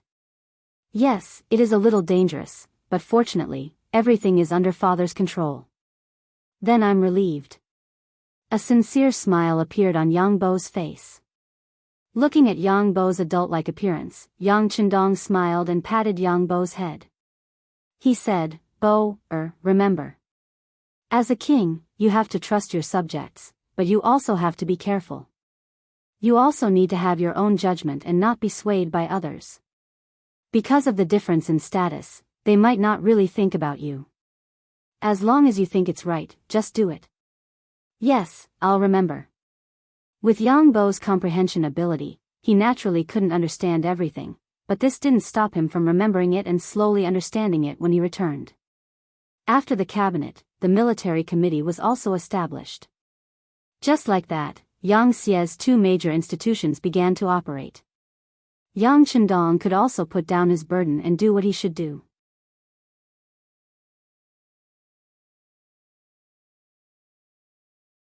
Chapter 1648. On the morning of the third day, Yang Chendong told Hu Yen and the others that he needed to go out and would be back in a few days. Then, he walked out of the palace with firm steps facing the rising sun. Outside the palace, Ba Daojiang and the 500 black cavalry were already in formation, waiting for orders to set off at any time. According to fourth brother Yang Yang, this meeting with Chao Jixiang was a very secret matter, so they couldn't let more people know about it, in case the news was leaked. So Yang Chendong really didn't tell anyone. Of course, this wasn't because he believed these words, but because he didn't need to let others worry. On the new pier of Crimson City, Yang Yang and Yang Lu were already waiting. Battalion Commander Wang Nanhu was also waiting with 500 cold vanguard soldiers armed with live ammunition. Fourth brother. Young master. Greetings, Wu King Nan. All sorts of greetings followed. Yang Chendong's expression was calm as he looked at Yang Lu and asked, "Is everything ready?" "Young master, everything is ready. We can set off at any time." Yang Lu suppressed the excitement in his heart. "Good, then let's set off." Yang Chendong nodded and walked towards the nearest Class 5 warship. This time, in order to not attract attention, Yang Lu didn't bring a Class 6 warship. Instead, he chose the Class 5 warship in front of him. Soon, the black cavalry boarded one by one. Then, the ropes were retracted and the three warships left the pier. At this time, at the pier, Nia Tong was leading the 1st, 2nd, and 3rd regiments of the 1st Division. Because outsiders were forbidden from approaching the pier, no one knew that they had left. In addition, the 4th Regiment was left behind to guard the pier. From the outside, it didn't look any different from before. On the sea, a total of 3 Class 5 warships were heading towards Fuzhou from Crimson City. At the harbor built by the Yang faction in Fuzhou, Chao Jixiang, dressed in casual clothes, walked into a medium-sized ship. The embroidered uniform guards who had long since taken control of everything on the ship also set sail, heading towards Crimson City. Behind their ship, 2 ships that looked like fishing boats were tailing them. Relying on the high-powered binoculars in his hand, he seemed to be hanging several miles behind them. Because the distance was too far, it did not attract Chao Jixiang's attention. Or rather, Chao Jixiang's attention wasn't on his side at all. Ever since he entered the cabin, he had been looking at the radio in front of him. An intelligence agent sent by Yang Lu was fiddling with it. He knew nothing about radio stations. He only knew that it was very powerful and could transmit information from thousands of miles away. Qiao Jixiang, who was sighing at the miraculous nature of this item, was waiting for the fish to take the bait. As for safety, he was not worried. Yang Lu had arranged everything. As for whether or not he would be cheated? He was carrying the imperial edict personally written by Zhu Qizhen of the Ying sect. It was about Yang Lu succeeding Yang Qindong and becoming the Bugnam of Gojoseon. Presumably, there were people who were more anxious than him. If Yang Qindong didn't die, Yang Lu wouldn't be able to ascend the throne. Right, Yang Lu now had another name, Yang Shunming. This meant that he was willing to submit to the great Ming dynasty. It could be seen that in order to ascend the throne, Yang Lu was really going all out. As for whether or not Yang Lu would lie to him, it was basically impossible. He wouldn't tell such a big lie just to deal with her, would he? Furthermore, he even asked Yang Qindong to cooperate with him. Did he really think that he had an important identity? Eunuchs, in the end, weren't even considered complete people. They were even looked down upon by many people. Even if some people tried to curry favor with them, it was only because of the emperor's face. If they really left the emperor's favor, eunuchs wouldn't even be worth a fart. Qiao Jixiang was waiting for news. Yang Qindong's level 5 warship was also heading towards the predetermined location. The level 5 warship's speed wasn't slow. It braved the wind and waves all the way, quickly approaching the destination. It was only 180 kilometers in a straight line. In the future, it would only take 80 minutes to reach the destination. It was impossible to be so fast now. However, it would only take 10 hours to reach the destination. Not to mention, the destination wasn't Fuzhou, but the sea outside of Fuzhou. Therefore, in just 8 hours, Yang Qindong and the rest arrived at the predetermined sea area. During the journey, Yang Qindong sat in the main cabin and was playing Go with Yang Yang. Ba Daojiang and the rest were watching and learning from the side. It was precisely because Yang Qindong loved Go that the few servants around him were not bad at Go. Even Beta Persei, that big brute, was quite accomplished in Go. There was no need to talk about Yang Lu. He had more time than Beta Persei and studied Go more deeply. At this moment, he was watching the game from the side. Yang Qindong's Go skills were also not bad. After coming to the Southern Ming dynasty, he had looked for others to specially learn from him. However, when facing Yang Qindong, he still felt a lot of pressure. After all, after having Datsang, Yang Qindong had already changed. He learned everything quickly and was more proficient in it. Compared to the game of Go in the main cabin, outside the cabin, Yang Ying was talking to Battalion Commander Wang Nanhu. Battalion Commander Wang, we are about to reach our destination. In a while, everything will be done according to my instructions, understand? Yes. Yang Lu had already introduced Yang Ying to Wang Nanhu and told him to listen to this person's orders. Therefore, at this moment, Battalion Commander Wang did not know what was going to happen next. He also did not know that he was now helping someone to deal with Bugnam of Gojoseon. Alright, bring your men to the bow of the ship to check. Leave the safety of this place to our men, Yang Ying said casually. Yes. Wang Nanhu replied again and turned around to take away the 33 soldiers guarding here. It was a full platoon of cold front soldiers. When he came, he knew that Yang Lu had arranged for other people to board the ship to take care of Bugnam of Gojoseon's safety. He also saw that they were wearing the Navy's cold front uniform. Because everything was arranged by Yang Lu, he did not ask any questions. There is a military rule in Yang Xie's army, don't ask what you shouldn't ask. But Wang Nanhu did not know that these 33 cold front soldiers were not sent to protect Bugnam of Gojoseon, but to harm Bugnam of Gojoseon. They had been missing for a long time, and even Yang Xie's intelligence department could not find them. Among the 33 people, the leader was Kitamura and Yui Suzuki, followed by a group of Jonin and Chunin. In order to prevent being discovered by others, they deliberately put something in their shoes to make them look as tall as Han people. What happened outside, the Black Cavalry did not know. Because not long after they boarded the ship, Yang Chendong strictly ordered the Black Cavalry to stay in the main cabin with him. This order was given in front of Yang Lu, and he also explained that the cold front soldiers should also be trained. So far, the 30 Black Cavalry soldiers on the main ship did not go out, which made it convenient for Yang Ying to do all the things outside. Yang Lu intentionally stayed in the main cabin to calm Yang Chendong's heart. He didn't make any small movements and was also monitoring the words and actions of the other Black Knight Dragon Guards. A total of 3 battleships came, but most of the Black Cavalry soldiers and Cold Front soldiers were arranged in the other 2 battleships. Now there are only 30 Black Cavalry soldiers and a platoon of 33 Cold Front soldiers led by Commander Wang Nanhu on the main ship. In contrast, Yang Lu arranged a total of 100 ninjas on the main ship. Just in terms of numbers, Yang Lu already has the advantage. The cautious Yang Lu did not act immediately. He knew the strength of the Black Cavalry, and the Cold Front soldiers were just temporarily kept in the dark. Once they know what happened, they will immediately become his opponents.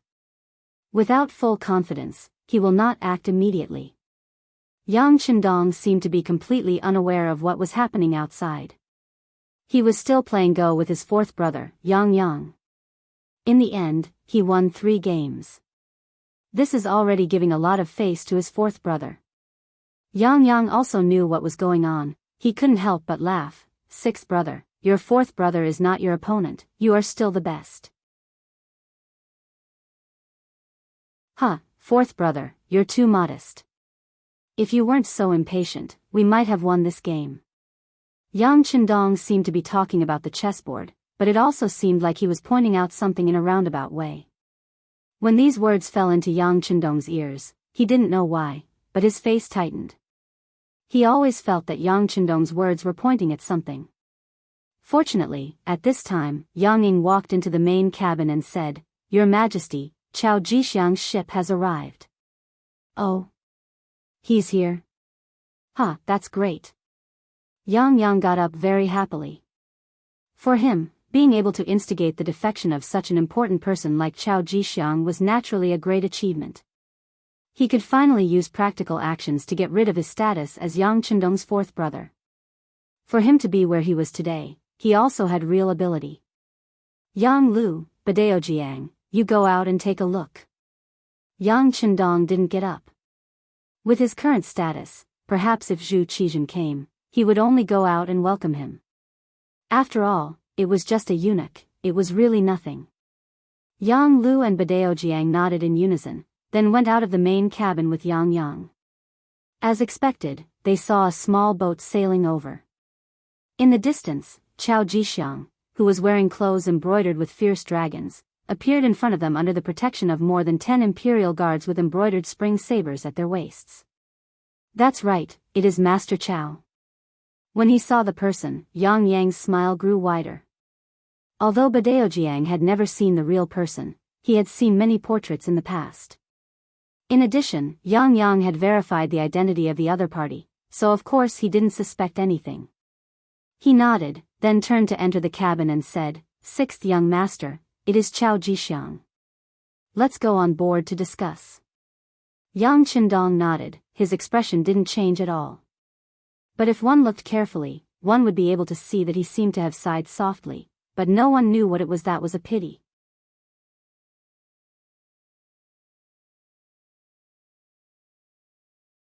Chapter 1649.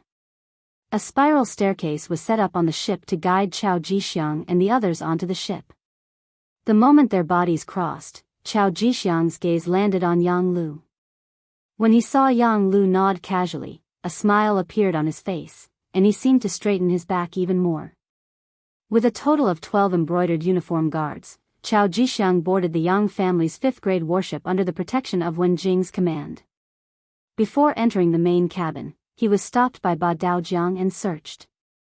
Chao Jixiang was very cooperative with all this. He didn't bring any weapons with him. He probably knew that he wouldn't have a chance to assassinate Bugnam of Gojoseon even if he had a weapon. In the main cabin, Yang Chendong sat there unhurriedly, drinking tea. Yang Chendong excitedly led Chao Jixiang into the cabin. When he saw Yang Chendong, Chao Jixiang hurriedly bowed respectfully. This servant greets His Highness Bugnam of Gojoseon. Huh, Mr. Chao, I trust you have been well since we last met. Yang Chendong raised his head with a smile on his face. The two of them had crossed paths when they were in Baiming.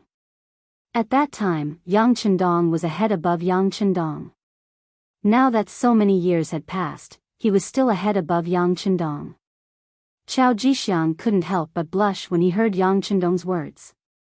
However, when he thought about how Yang Chendong might become his prisoner, he could step on Yang Chendong's head and do whatever he wanted.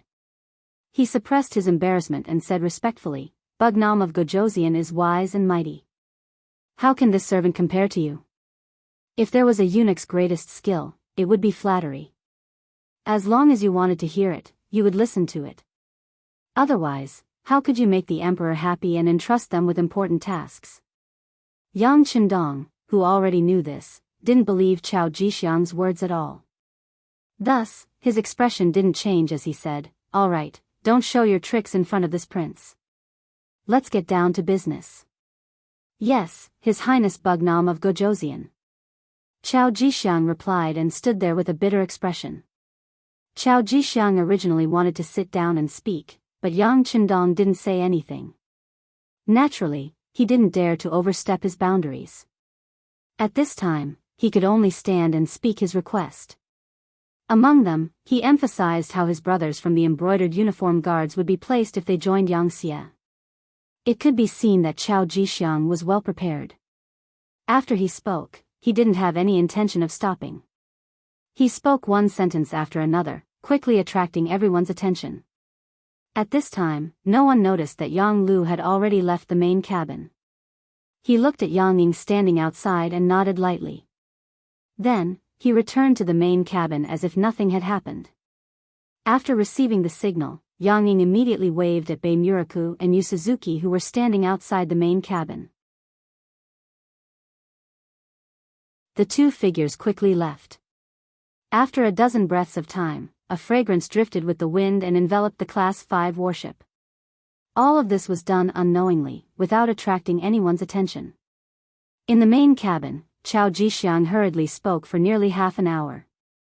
Finally, he said, All embroidered uniform guards will replace the black cavalry and be responsible for Bugnam of Gojoseon's safety. Bugnam of Gojoseon will be under the protection of our embroidered uniform guards and head to Baiming to ask for forgiveness from the emperor. Everything was fine before, and Chao Jixiang's attitude was also very humble. However, all of a sudden, the topic changed, causing everyone to be shocked. Especially Yang Yang, who was the middleman, his expression changed greatly. He looked at Chao Jixiang and said, Master Chao, what are you talking about? Are you crazy? Crazy? Ha ha ha, you're the ones who are crazy. As subjects of the great Ming dynasty, you don't want to serve the emperor. You actually want to rebel and change the dynasty. You need to have the ability to do so. Now that I am here, you should quickly surrender without a fight. Chao Jixiang's previous submissive attitude was replaced by a maniacal laugh. You're courting death. Ba Daojiang saw that someone was being impudent in front of the sixth young master. How could he let it go? He immediately reached for his waist and pulled out his blade. Then, a loud bang sounded, causing everyone in the main cabin to be shocked. For some reason, Ba Daojiang fell to the ground. His entire body was as soft as noodles.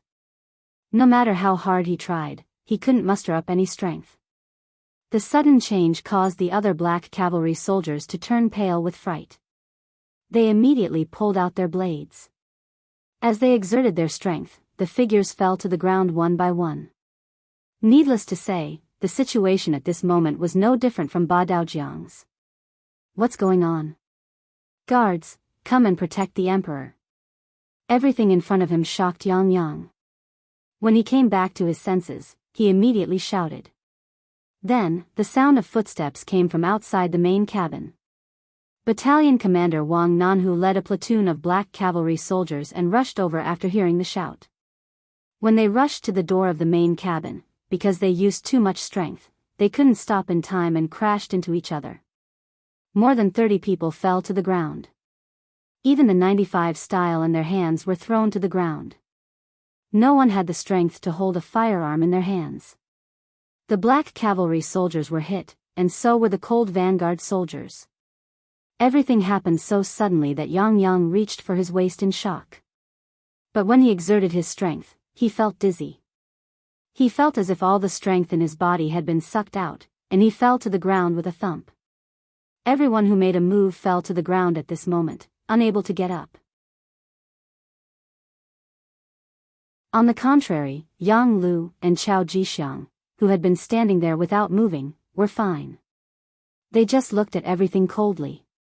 The sound of footsteps came again, and another group of people rushed in from outside the main cabin. Unlike Ba Daojiang and Wang Nanhu, these people didn't lose their strength.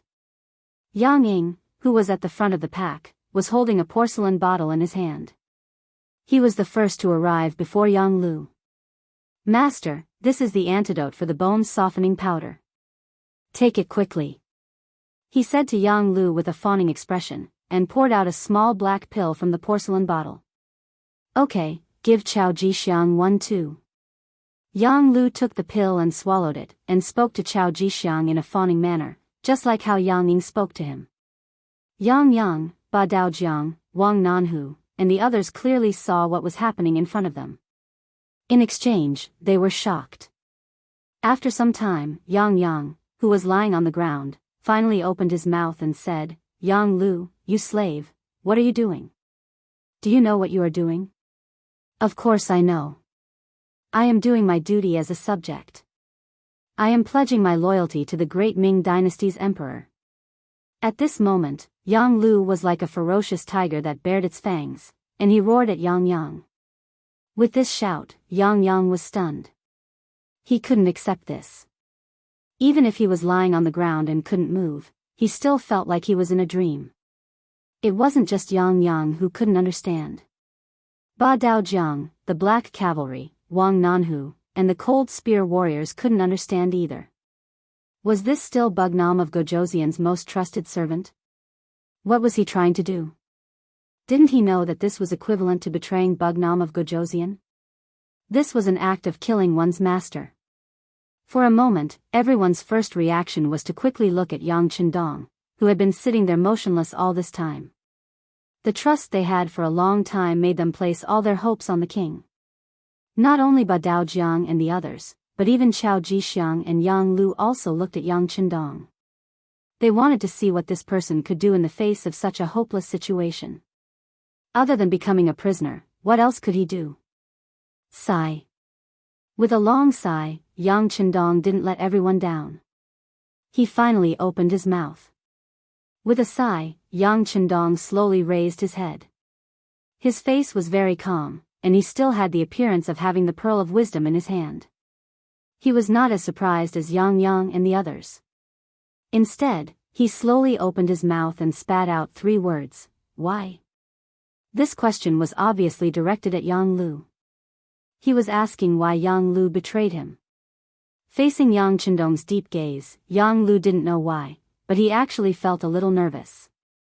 His heart started to beat faster, and he couldn't help but take a few steps back. This was the power of a dying tiger. "Master."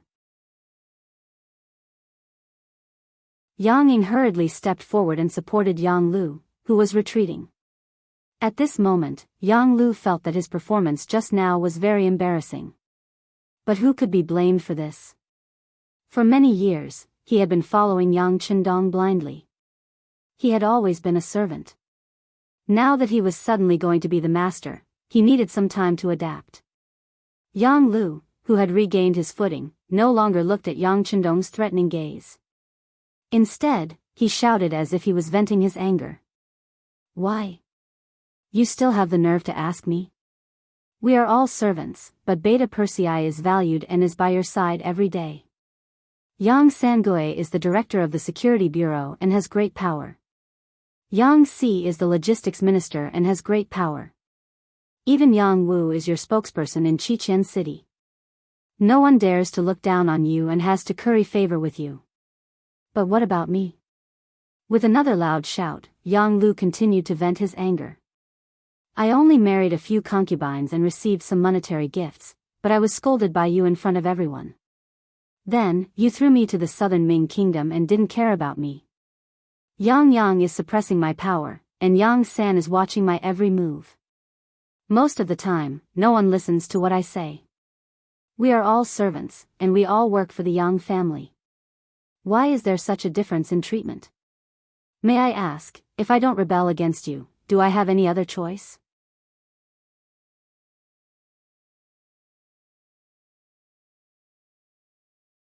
Chapter 1650. Under the loud roar, Yang Lu seemed to feel better. He then said, I know that you must think that I am useless, but that is only because you have not seen my ability. Now, the Southern Ming Emperor thinks highly of me and is willing to make me the new Bugnam of Gojoseon. As the saying goes, a gentleman will die for his friends. If you were me, what would you do? This sentence was not only directed at Yang Chendong, but also at Yang and the others. It was as if he was trying to absolve himself. When a person chose the path of betrayal, it was impossible to say that his heart did not suffer. Thus, they needed to find a reasonable excuse for themselves. This way, their conscience would at least feel better. Yang Lu was currently looking for an excuse for himself. Moreover, he was saying it in a dignified manner. As for whether or not he could convince others, he did not know. However, after saying this, his heart felt much better. After Yang Lu shouted, Chao Jixiang immediately said, That's right. Yang Shunming abandoned the dark for the light and placed righteousness before family. He is a model of a loyal official. For this, the emperor has already issued an imperial edict. He ordered us to capture the traitor Yang Chendong and appoint him as the new Bugnam of Gojoseon to command all matters big and small in Yangxia. Using this opportunity, a golden imperial edict appeared in Chao Jixiang's right hand. He took it out and read in front of everyone, By the will of the heavens, the emperor decrees. The following content was exactly what Chao Jixiang had said. At this moment, Yang, Ba Dao Jiang, and the Black Cavalry all looked at Yang Lu, who was kneeling on the ground to receive the imperial edict, with eyes that could kill. It is still the same sentence. If looks could kill, Yang Lu would have been cut into pieces. Minister Yang Shunming thanks the emperor for his grace. Long live the emperor. After Chao Jixiang finished reading, Yang Lu stretched out his hands to receive the imperial edict. Then, he kowtowed 3 times to the ground. At this moment, he vividly displayed the image of a servant. Bugnam of Gojoseon, please rise. Chao Jixiang quickly helped Yang Lu up with both hands. Many thanks, Mr. Chao. Yang Lu also repeatedly expressed his gratitude. The two of them displayed an expression of mutual appreciation.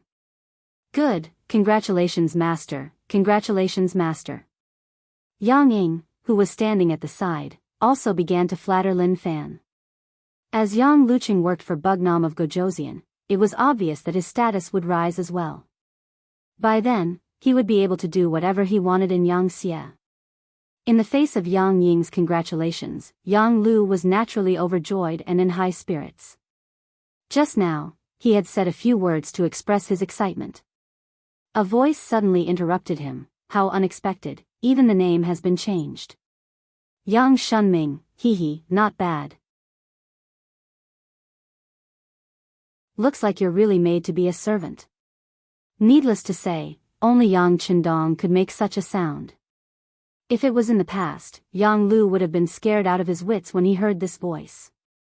However, at this moment, with the imperial edict in his hand, it was as if he had really become Bugnam of Gojoseon. At this moment, there was not the slightest bit of fear. On the contrary, when he looked at Yang Chendong who was seated there, he coldly snorted and said, You're just a defeated general, do you have any objections? Let's not talk about whether I have any objections. However, have you ever thought that with just one imperial edict from Zhu Qizhen, do you think the officials of Yangxia will recognize it and agree to it? Yang Chendong retorted sarcastically. That's right. What you've done is shameful to all the people of the Yang clan. Just you wait. It won't be long before someone comes to take your head.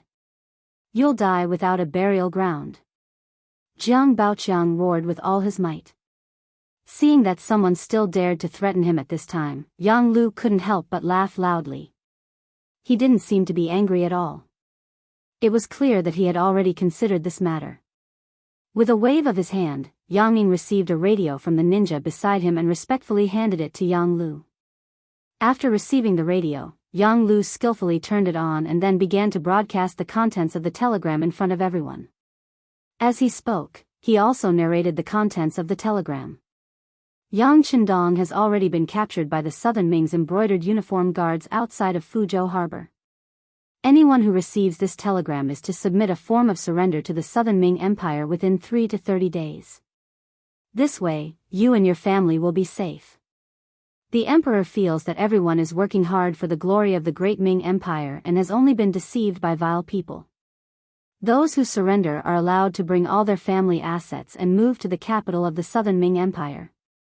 Those who do not surrender within the time limit will be regarded as traitors of the Southern Ming Empire and can be killed by anyone. At the same time, Yang Qindong, Ding Lu of the family of the guilty official Yang Qindong, will be appointed as the new Bugnam of Gojoseon, commanding all of the troops under Yang Xie.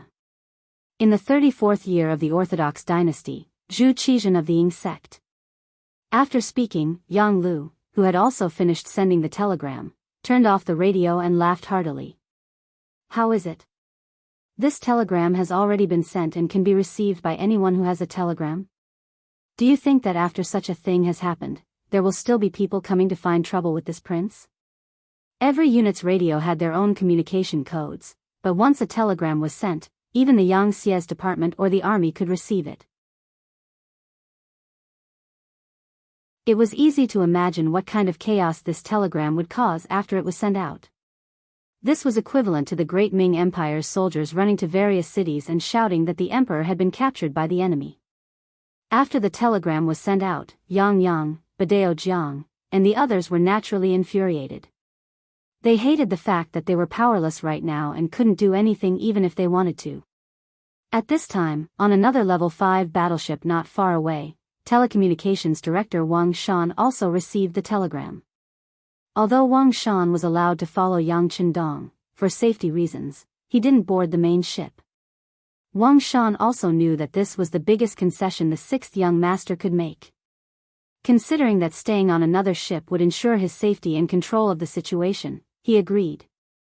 Now that he saw the telegram, his expression changed greatly and he instinctively wanted to reply with a coded telegram to explain everything.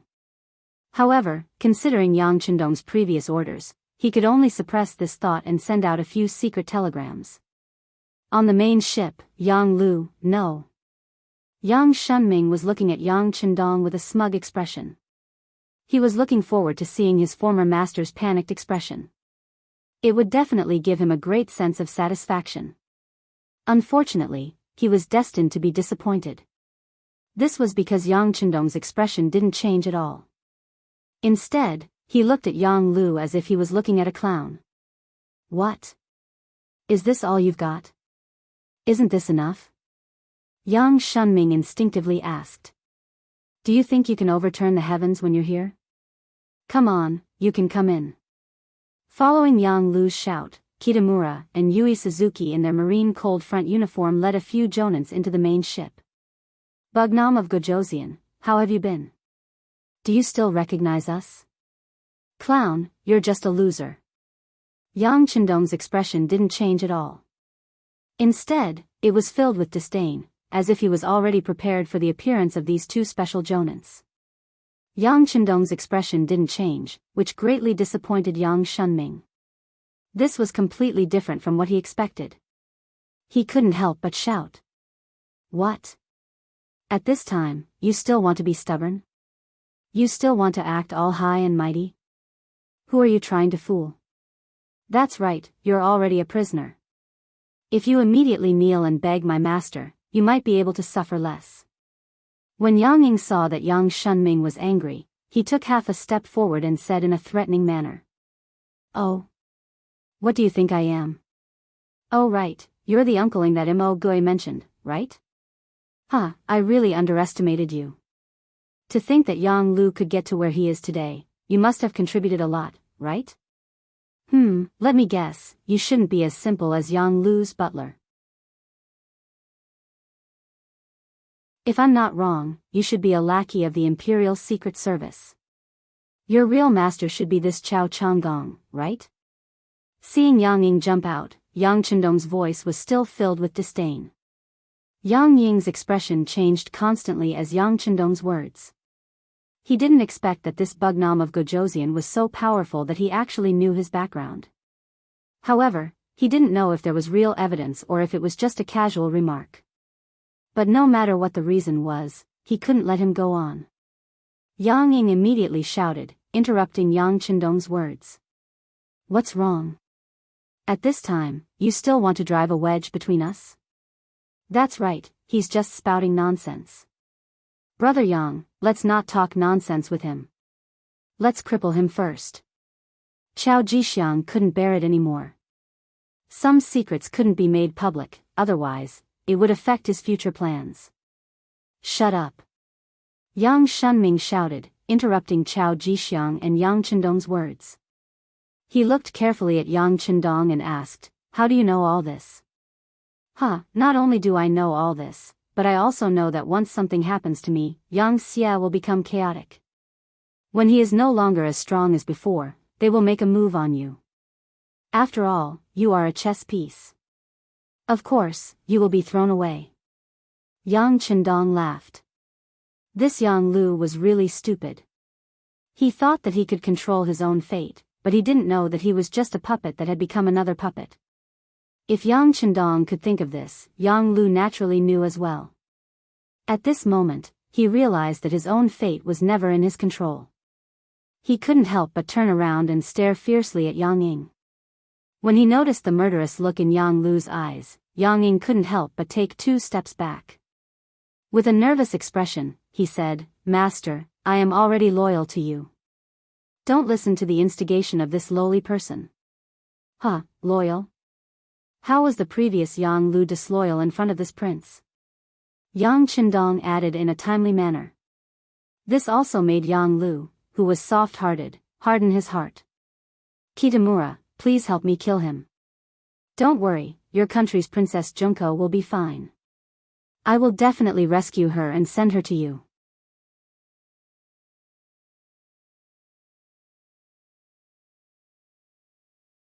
Chapter 1651. Don't. Yang Ying sensed that something was amiss.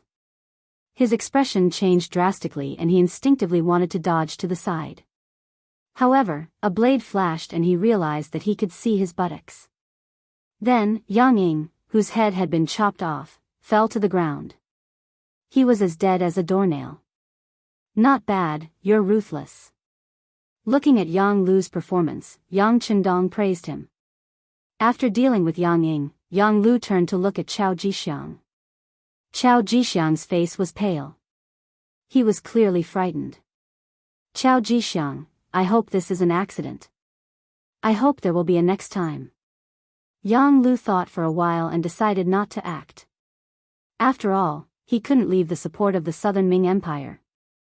Naturally, he couldn't just kill Chao Jixiang. Chao Jixiang, whose expression had changed drastically and even wanted to shout for Wen Jing to rush in, could not help but let out a long sigh of relief. He knew that this was not because the other party had let go of his plot against him, but because no one could leave each other now.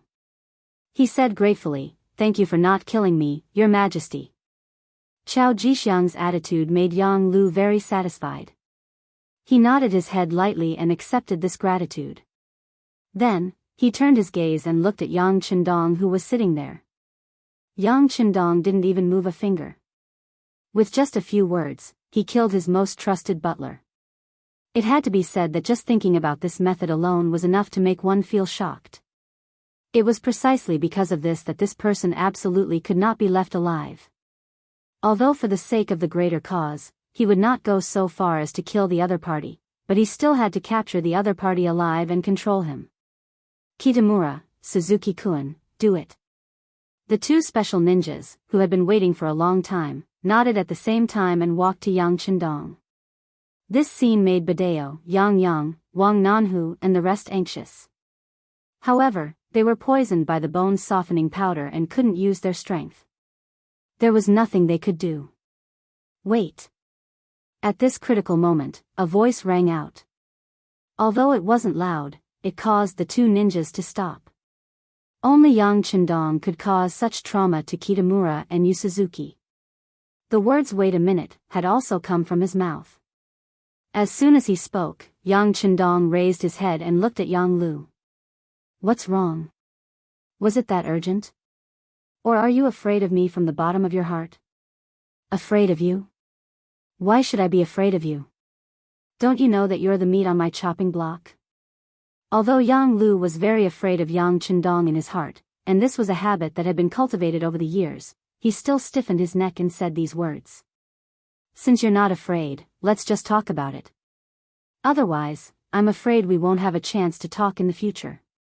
Yang Chendong said unhurriedly. However, the more he acted like this, the more he could emit a calming aura that affected the people around him, causing them to not dare to act recklessly. Say what? Yang Lu was still reluctant to admit his mistake. Let's talk about Imo Gue. Oh, by the way, there's also the radio station with serial number 9826. Yang Chendong squinted his eyes. When he talked about this, there was even a slight smile at the corner of his mouth. Other than Yang Chendong, no one else knew that it was the radio station that Imo Gue thought was abandoned that attracted Yang Chendong's initial suspicion of Yang Lu. Every radio station had its own unique code, and people who didn't pay much attention to it wouldn't pay much attention to it. Yang Chendong didn't mention this to anyone else, he only intentionally recorded the code when he distributed the radio stations. At first, it was just to identify people by the station and the code. However, he didn't expect that this code would actually help him find the traitor. Yang Lu didn't know about this, and when he heard Yang Chendong mention the code 9826, he was still confused. What do you mean? Looking at Yang Lu's confused expression, Yang Chendong laughed. You've been with me for so many years, but you haven't learned much. Alright, then I'll tell you. Every radio station has its own unique code, and Imo Gue's code was 9826. When I brought people to attack the 3 provinces, Imo Gue saw that he had no chance of winning, so he committed suicide and buried the radio station. What he didn't know was that even though he destroyed 80% of the radio station, the code was still clear, so... Yang Chendong deliberately dragged out his words, and as expected, Yang Lu's expression changed. He exclaimed, so you secretly investigated this radio station, and found out that it was me? That's right. Yang Chendong looked at Yang Lu approvingly.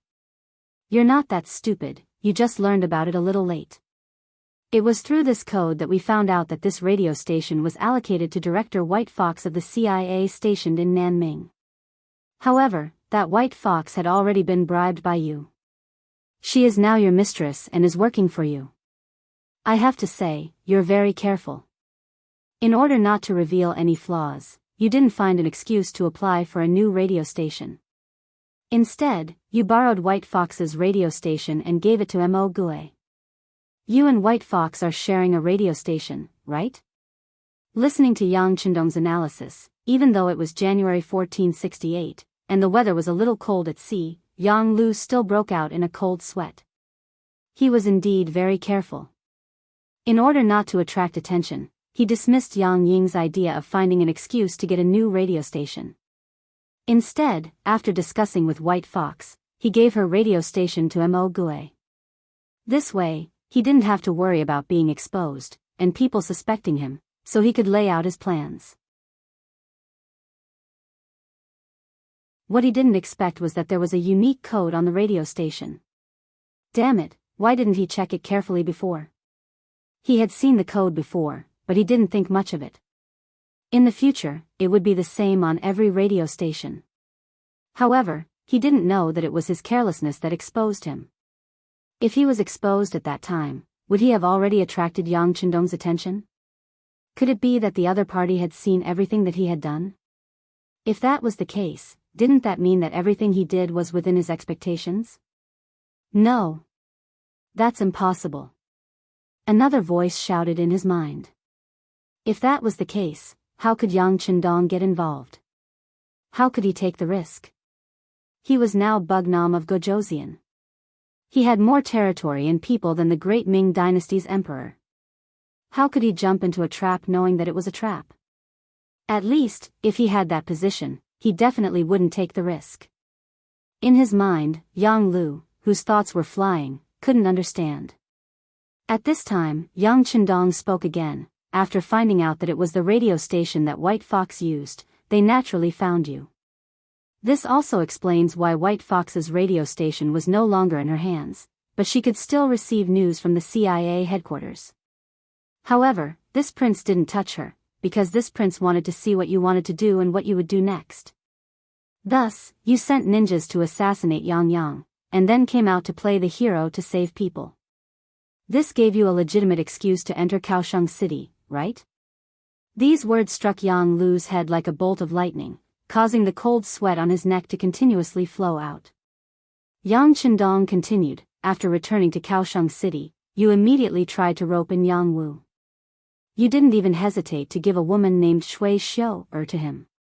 You even made Shui Xiu the steward of the 8th Madam's womb. You wanted to divert the trouble and make this prince think that the assassination of 4th brother was ordered by the 8th Madam. This prince was naturally aware of this, but I was curious about what else you wanted to do, so I didn't expose you and continue to watch you act. Speaking of which, you are indeed ruthless. Seeing that Yang Wu didn't fall for your trap and wouldn't be your spy in the palace and harm this prince, you thought of another way. You used this prince's 4th brother to trick this prince into coming to the sea. You contacted Chao Jixiang, which led to this scene. In order to be able to follow me closely and control the situation at all times, you even sent people to poison your Beta Persei's mother-in-law, causing her to be poisoned and hospitalized, so that she wouldn't have the chance to follow this prince out to sea. In this way, you became the best candidate, right? Haha. Yang Qindong laughed, but what you didn't expect was that the maid who served Beta Persei's mother-in-law, Al Yen, was originally recommended by White Fox. Then why didn't you think about it? Since White Fox was the focus of suspicion, how could the person she recommended not be guarded against? So the so-called poisoning incident was fake. The food provided by Al Yen had long been swapped. It was just to see what else you wanted to do, so this prince didn't expose all of this. After saying this, the smile on Yang Qindong's face disappeared and was replaced by disappointment and anger. What this prince didn't expect was that you actually wanted to replace me and collude with the Southern Ming Emperor to destroy the Yangtze's overall situation. To be honest, I can understand how you treat this prince. Whether it's because you're jealous or disappointed that you attacked this prince, it's also a reaction of human nature. But who would have thought that you would be so despicable and want to harm the entire Yangtze? Do you know how many people died and how much effort we put in to achieve today's situation? Suddenly, Yang Qindong's voice rose several octaves as he shouted, "What's the difference between you and an animal? Do you think you can still be forgiven by doing this?" Yang Lu, who had long been deranged by this analysis, fell to the ground with a plop. Then, he said with a terrified expression, "No. This is impossible, you can't know everything, this is impossible."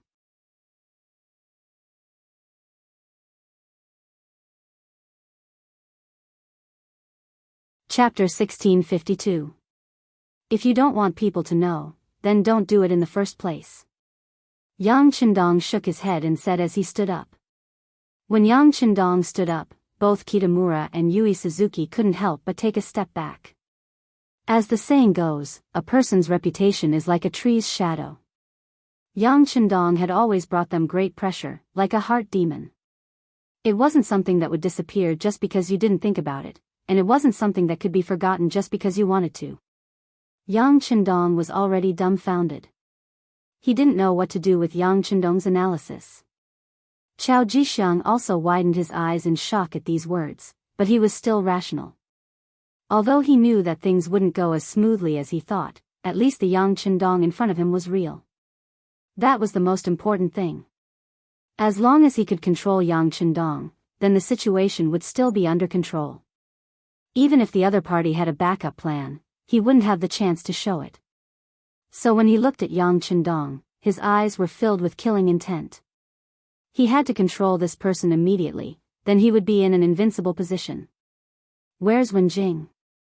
Why aren't you going to capture the traitor Yang Chendong? After the shout, Wen Jing rushed in with a few embroidered uniform guards from outside the main cabin. Then, the embroidered spring saber drew a beautiful circle in the air and went straight for Yang Chendong. There were many rumors that Yang Chendong was not only unparalleled in intelligence, but his personal strength was also unparalleled in the world. Normally, they wouldn't dare to make a move. But now, the fragrance of the bone-softening powder had already taken effect. Yang Chendong was probably a soft-footed prawn, unable to resist. With such confidence, one of the embroidered uniform guards swung his saber. But it was obvious that he didn't use his full strength, and the way he attacked wasn't the kind that would take a life. His target was the neck, and he wanted to knock him out. Scram! With a harsh shout, Yang Chendong stretched out his leg and struck the imperial bodyguard's chest. Under the powerful kick, it directly hit the person's chest. Immediately, the sound of bones cracking rang out, and the embroidered uniform guard's chest naturally caved in. How is this possible? The embroidered uniform guard, who had charged forward quickly but retreated even faster, landed beside Chao Jixiang.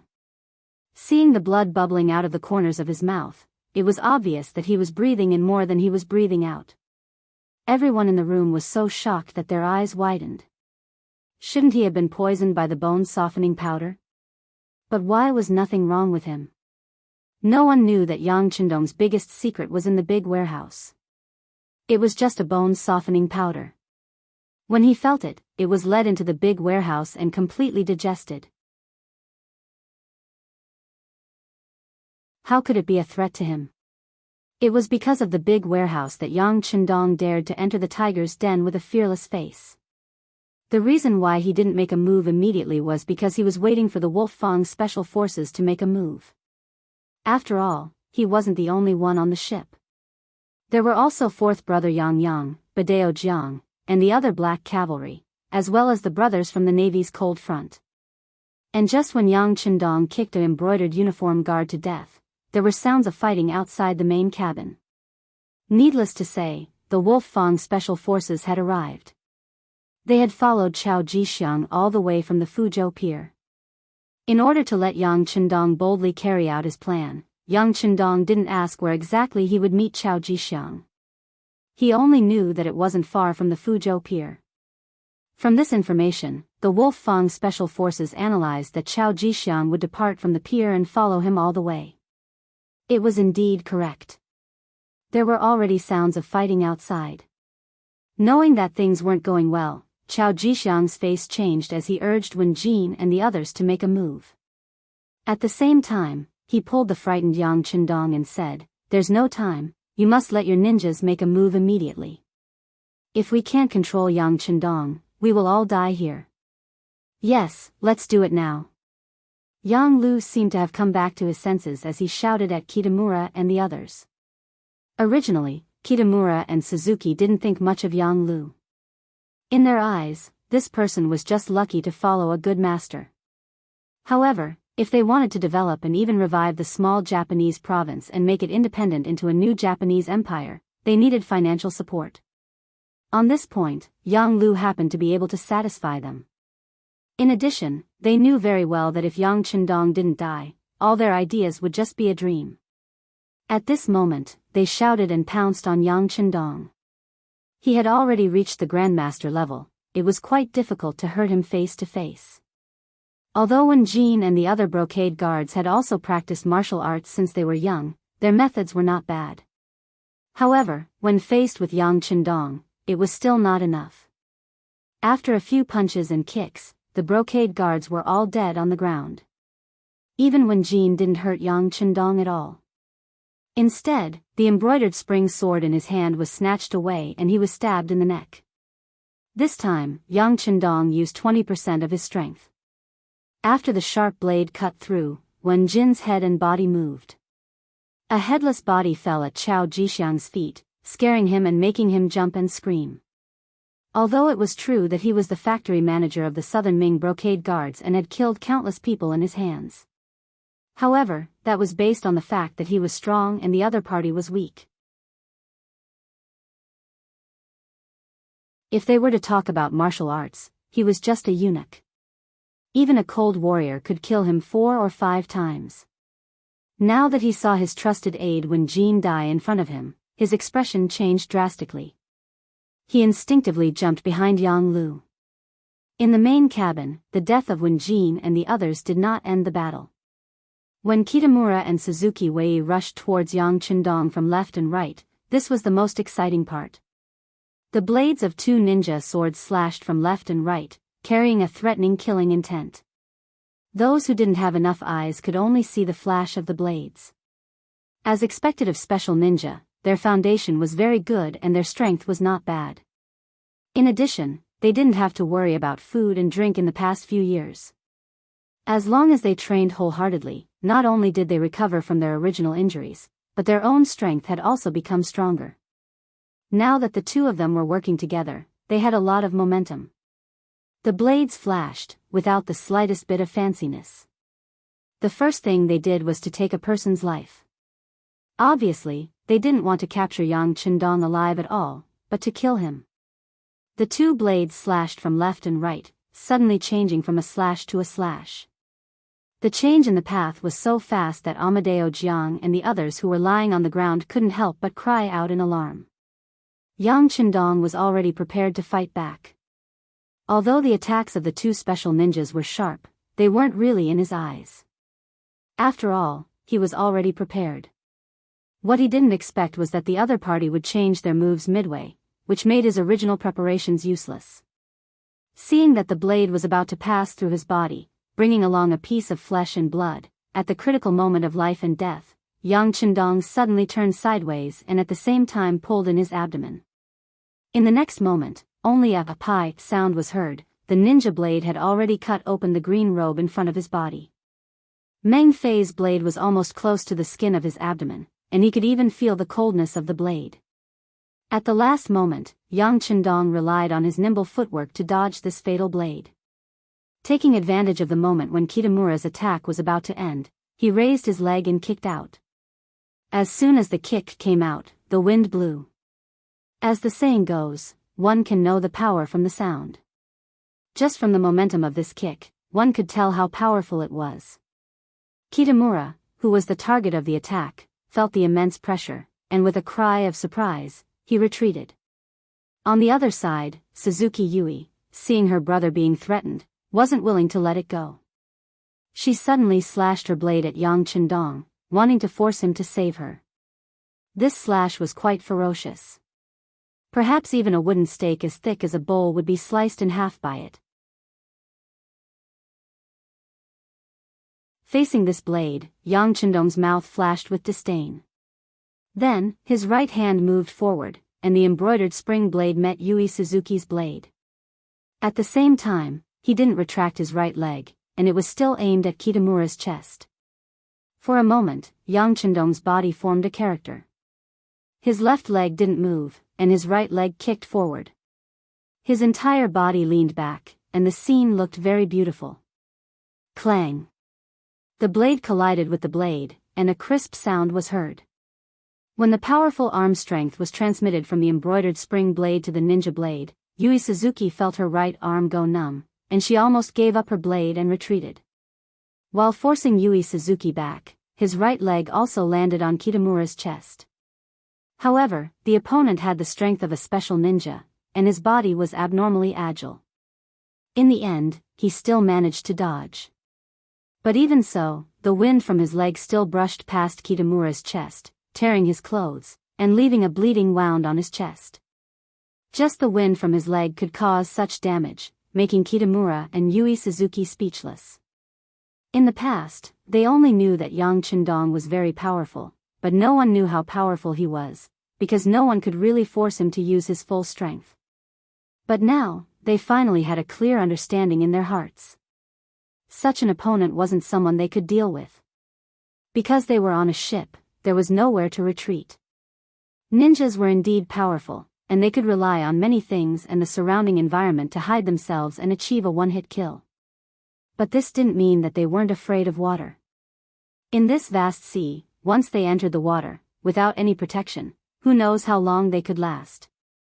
There was no way out.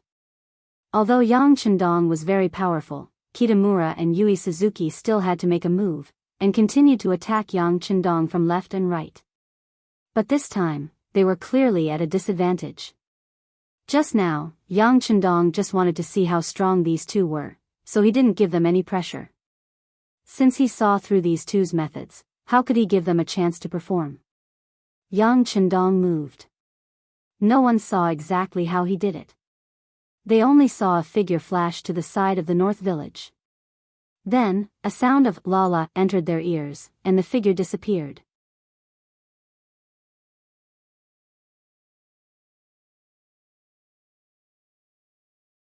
Chapter 1653. After that, it could be seen that Bei Quanku, who had been kicked by the kick, had a big hole in his chest. His large intestines and small intestines were flowing out from that hole. Even if Bei Quanku tried to block it, he still couldn't stop it. After a successful move, Yang Chendong's gaze turned to Yui Suzuki. At this moment, Yui Suzuki's expression changed greatly.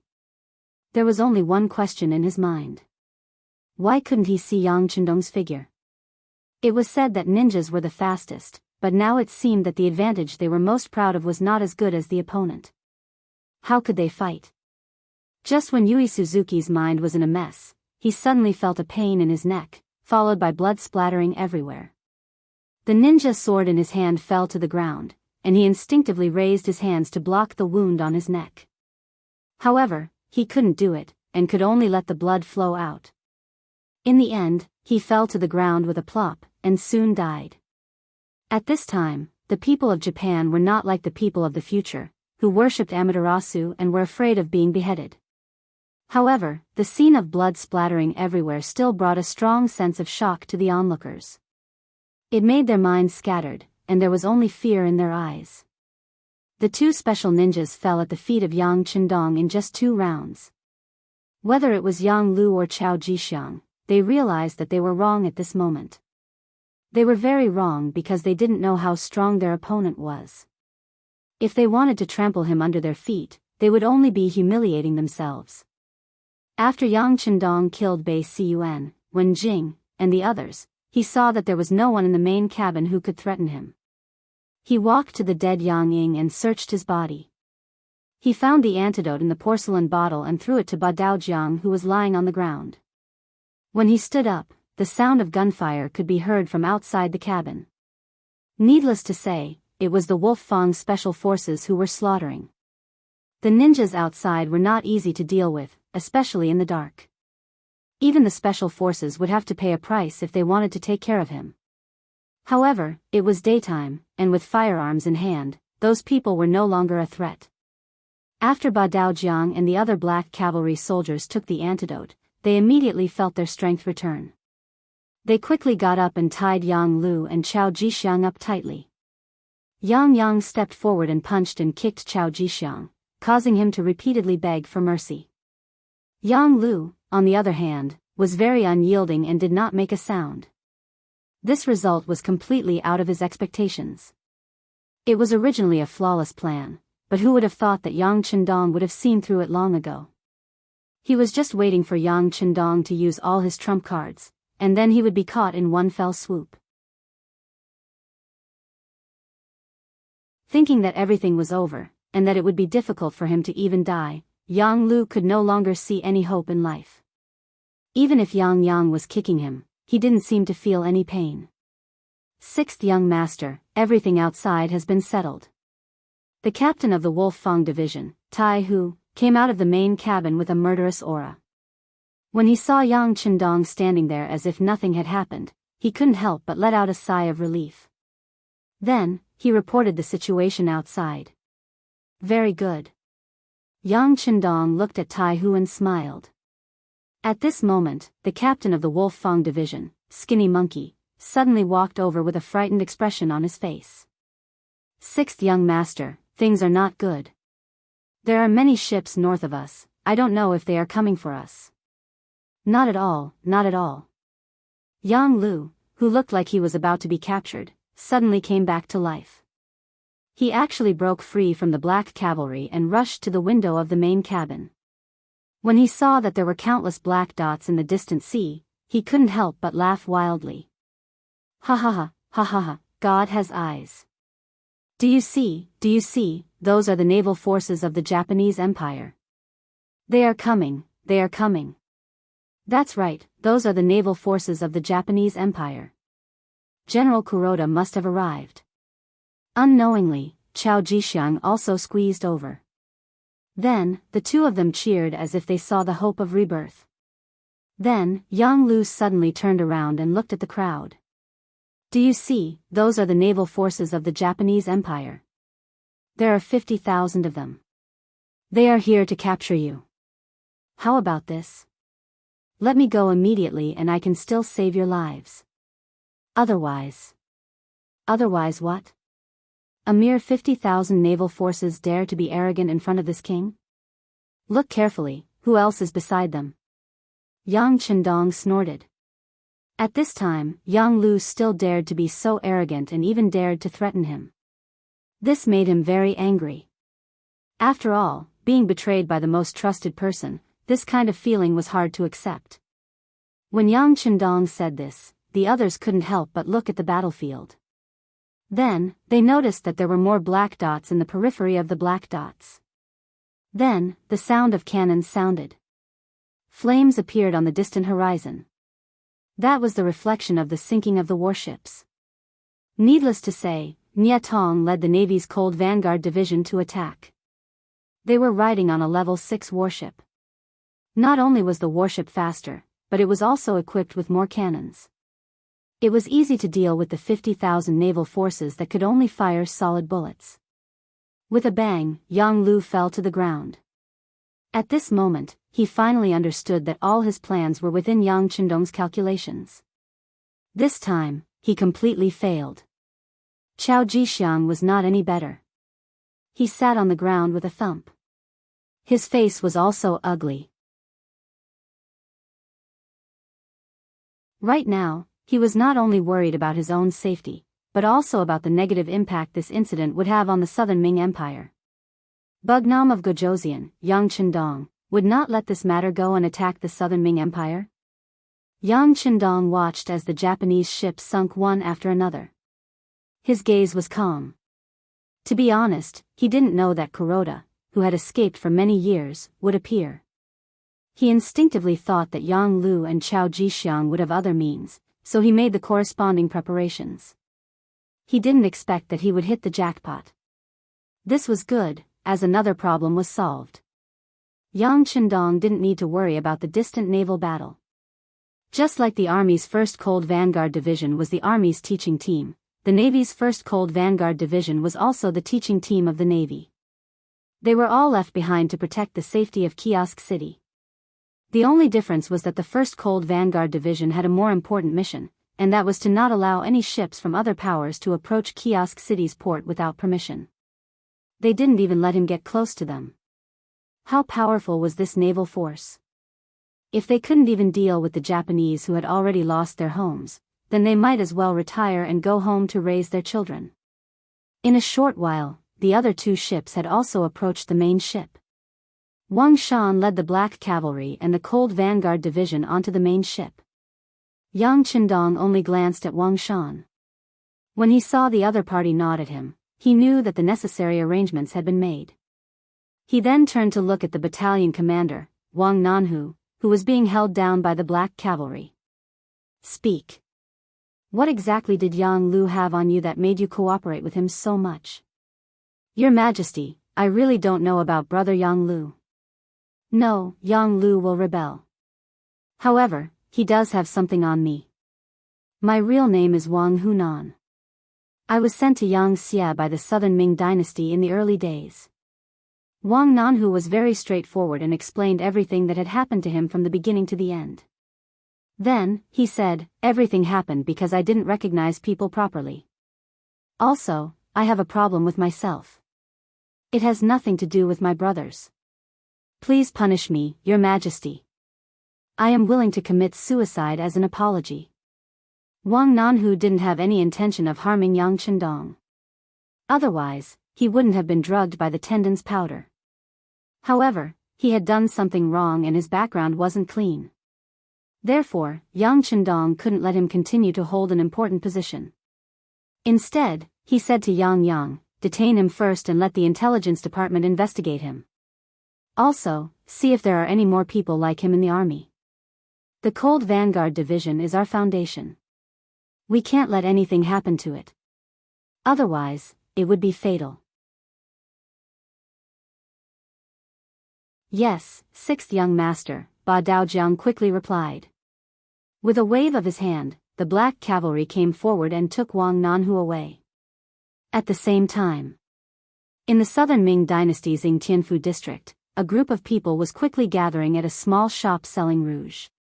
When they saw that the shop's door was closed, they didn't stay for long. They quickly climbed over the wall and entered. Judging from their swift movements, they were a well-trained team. In the backyard of the rouge shop, White Fox, the director of the Xianxia CIA station in the southern Ming dynasty, was pacing back and forth. She was anxious. This rouge shop was a branch of the CIA. White Fox usually took care of the shop. In reality, she was there to gather information and report back to the CIA headquarters. However, today, White Fox was obviously uneasy. She knew that today was the day Yang Lu would make his move. Whether he succeeded or not, it would all depend on today. Unfortunately, her radio station, the one with serial number 9826, had been borrowed by Yang Lu. Now, she could only wait for news. Thud thud, suddenly, a strange sound came from outside the door. It sounded like someone had fallen to the ground. White Fox was capable enough to be the director. When she heard the sound, she immediately shouted, "Who is it? What's going on?" As soon as she finished speaking, the door was pushed open from the outside. A few unfamiliar men walked into the room, forcing White Fox to take a few steps back. This sudden turn of events gave the White Fox a bad feeling. However, she suppressed the panic in her heart and asked loudly, "Who are you people? This is the Yingtianfu district. Aren't you afraid that the authorities will send people to arrest you for trespassing?" "All right, Director White Fox. You don't have to pretend anymore. You've committed a crime. Come with us now." A figure walked out. White Fox couldn't help but take a few steps back. Naturally, she recognized that the person who spoke was someone she had met before. Although she did not know his name due to confidentiality regulations, this person had always been by Chief Yang San's side. Now that he was here, it was clear that he was here.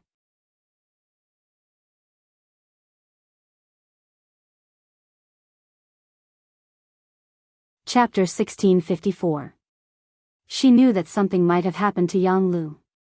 White Fox's expression changed drastically, but it didn't matter. She still had a backer. She shouted loudly, "I'm innocent. Yang Lu forced me to do this. I want to see 7th Madam, I want to see 7th Madam. You talk too much." The man shook his head lightly. Immediately, the members of the security bureau around him swarmed forward, covered the White Fox's mouth, and caught it. In Tian City, Yuan residence. Big Boss Yuan Xian was sitting in his central room, drinking tea with a leisurely expression. He had already received news that his master, Yang Lu, would soon be in power. At that time, he would be able to obtain goods from Crimson City endlessly. At that time, he would become the wealthiest merchant in southern Ming. Once he thought of the countless silvers that would fall into his hands, Yuan Xian couldn't help but smile. But soon, he couldn't smile anymore. A group of strangers suddenly rushed into his house. Without any explanation, they tied him up and took him away. After that, when his family reacted and went to report it to the authorities, where was he to be found? Crimson City, in a courtyard in a bustling area. At this moment, a woman with a good figure was boiling a medicinal soup. Beside her, a younger girl was helping to add fuel to the fire. Dang, dang, dang. someone knocked on the door. Then, without anyone's permission, the door was opened from the outside, and a group of policemen in black uniforms entered the courtyard. What are you doing? The woman turned around and saw the scene behind her. She couldn't help but frown, displeasure appearing on her face. She didn't notice that the girl beside her was much more nervous than her. After the policemen entered the courtyard, they didn't move around. They just stood there. It wasn't until another person walked out from behind him that the policeman stood at attention. At this moment, the woman saw the person who came. Elder Long? That's right. The person who came was Yangxia's chief of police. At the same time, he was one of the 5 elders, Long Tainan. The woman who called out to her was Qi Qiga, the wife of Beta Persei, Yang Chendong's servant. It was precisely because of this that Kikij was very surprised to see Long Tainan. Then, she instinctively thought of something and couldn't help but say, could it be second brother Yang? No, brother Beta Persei is fine. Long Tainan quickly shook his head. When she heard that it was not Beta Persei who was in trouble, Kikij became even more worried. Could it be that my little brother, no, Master Ba too is also very good? Long Tainan had to explain. Then, Kikij's expression changed even more as she said, could it be my mother? No, the other mother is healthy and well. After Long Tainan quickly explained 3 times, he decided to go straight to the point. He pointed at the maid behind Kikij, Al Yen, and said, Madam Beta Persei, we are here for her. She has a problem, please allow us to take her away. As for what happens after, brother Beta Persei will explain it himself. Ah. What are you doing? I'm just a weak woman. Master, save me. Al Yen saw that things were not going well. It was very likely that she was exposed. She quickly screamed and wanted to pull Kikij's hand. The 2 police elites who were already prepared rushed over and held Al Yen's arm. At the same time, a short dagger fell from their sleeves. It was conceivable that if the police were any slower, Kikij would have become a hostage. What's going on? Al Yen, what are you trying to do? Kikij obviously saw the problem and asked in surprise. Over the years, she had a husband like Beta Persei and a brother like Ba Tu who was already a teacher. She had already broadened her horizons. How could she not see that Al Yen was trying to harm her just now? At this time, Al Yen naturally did not know how to answer her. She could only lower her head. Long Tainan stepped forward and explained, Brother Beta Persei will explain the details later.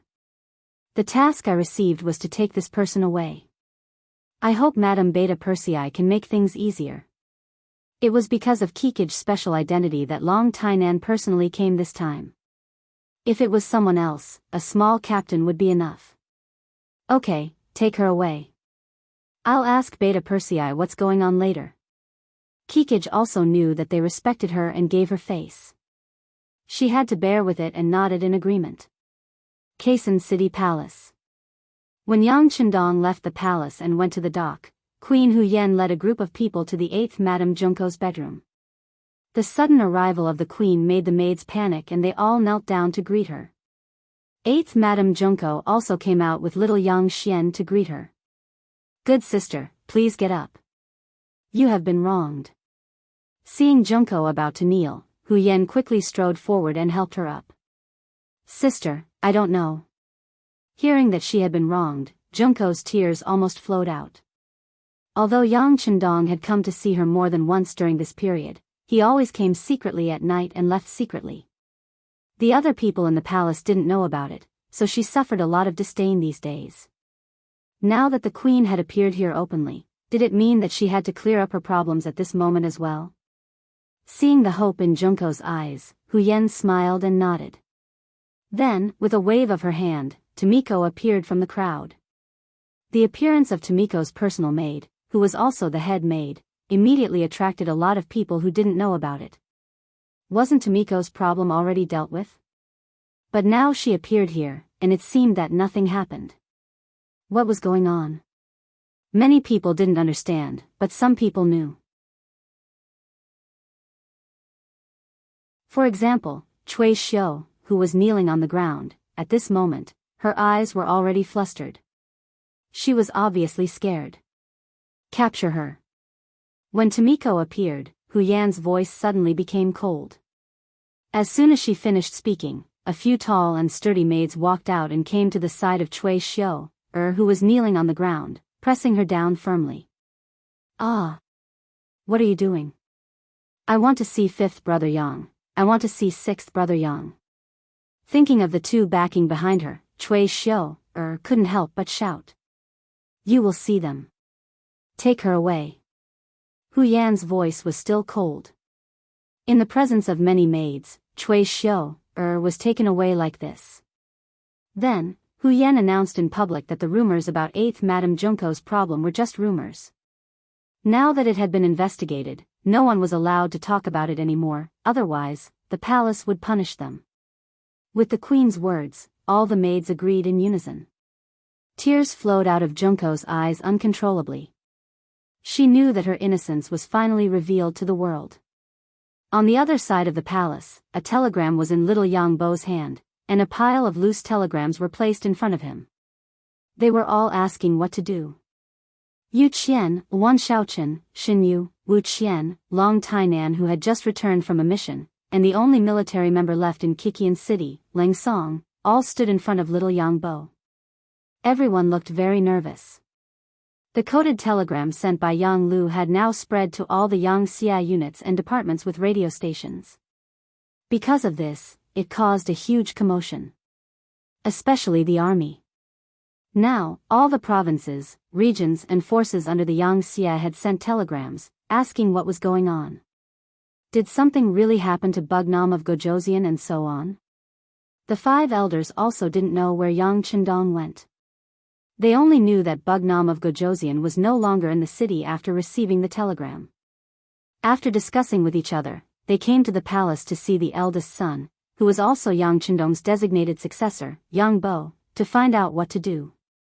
Yang Bo held the coded telegram in his hand, and the words that his father, Yang Chendong, said to him the last time they met appeared in his mind.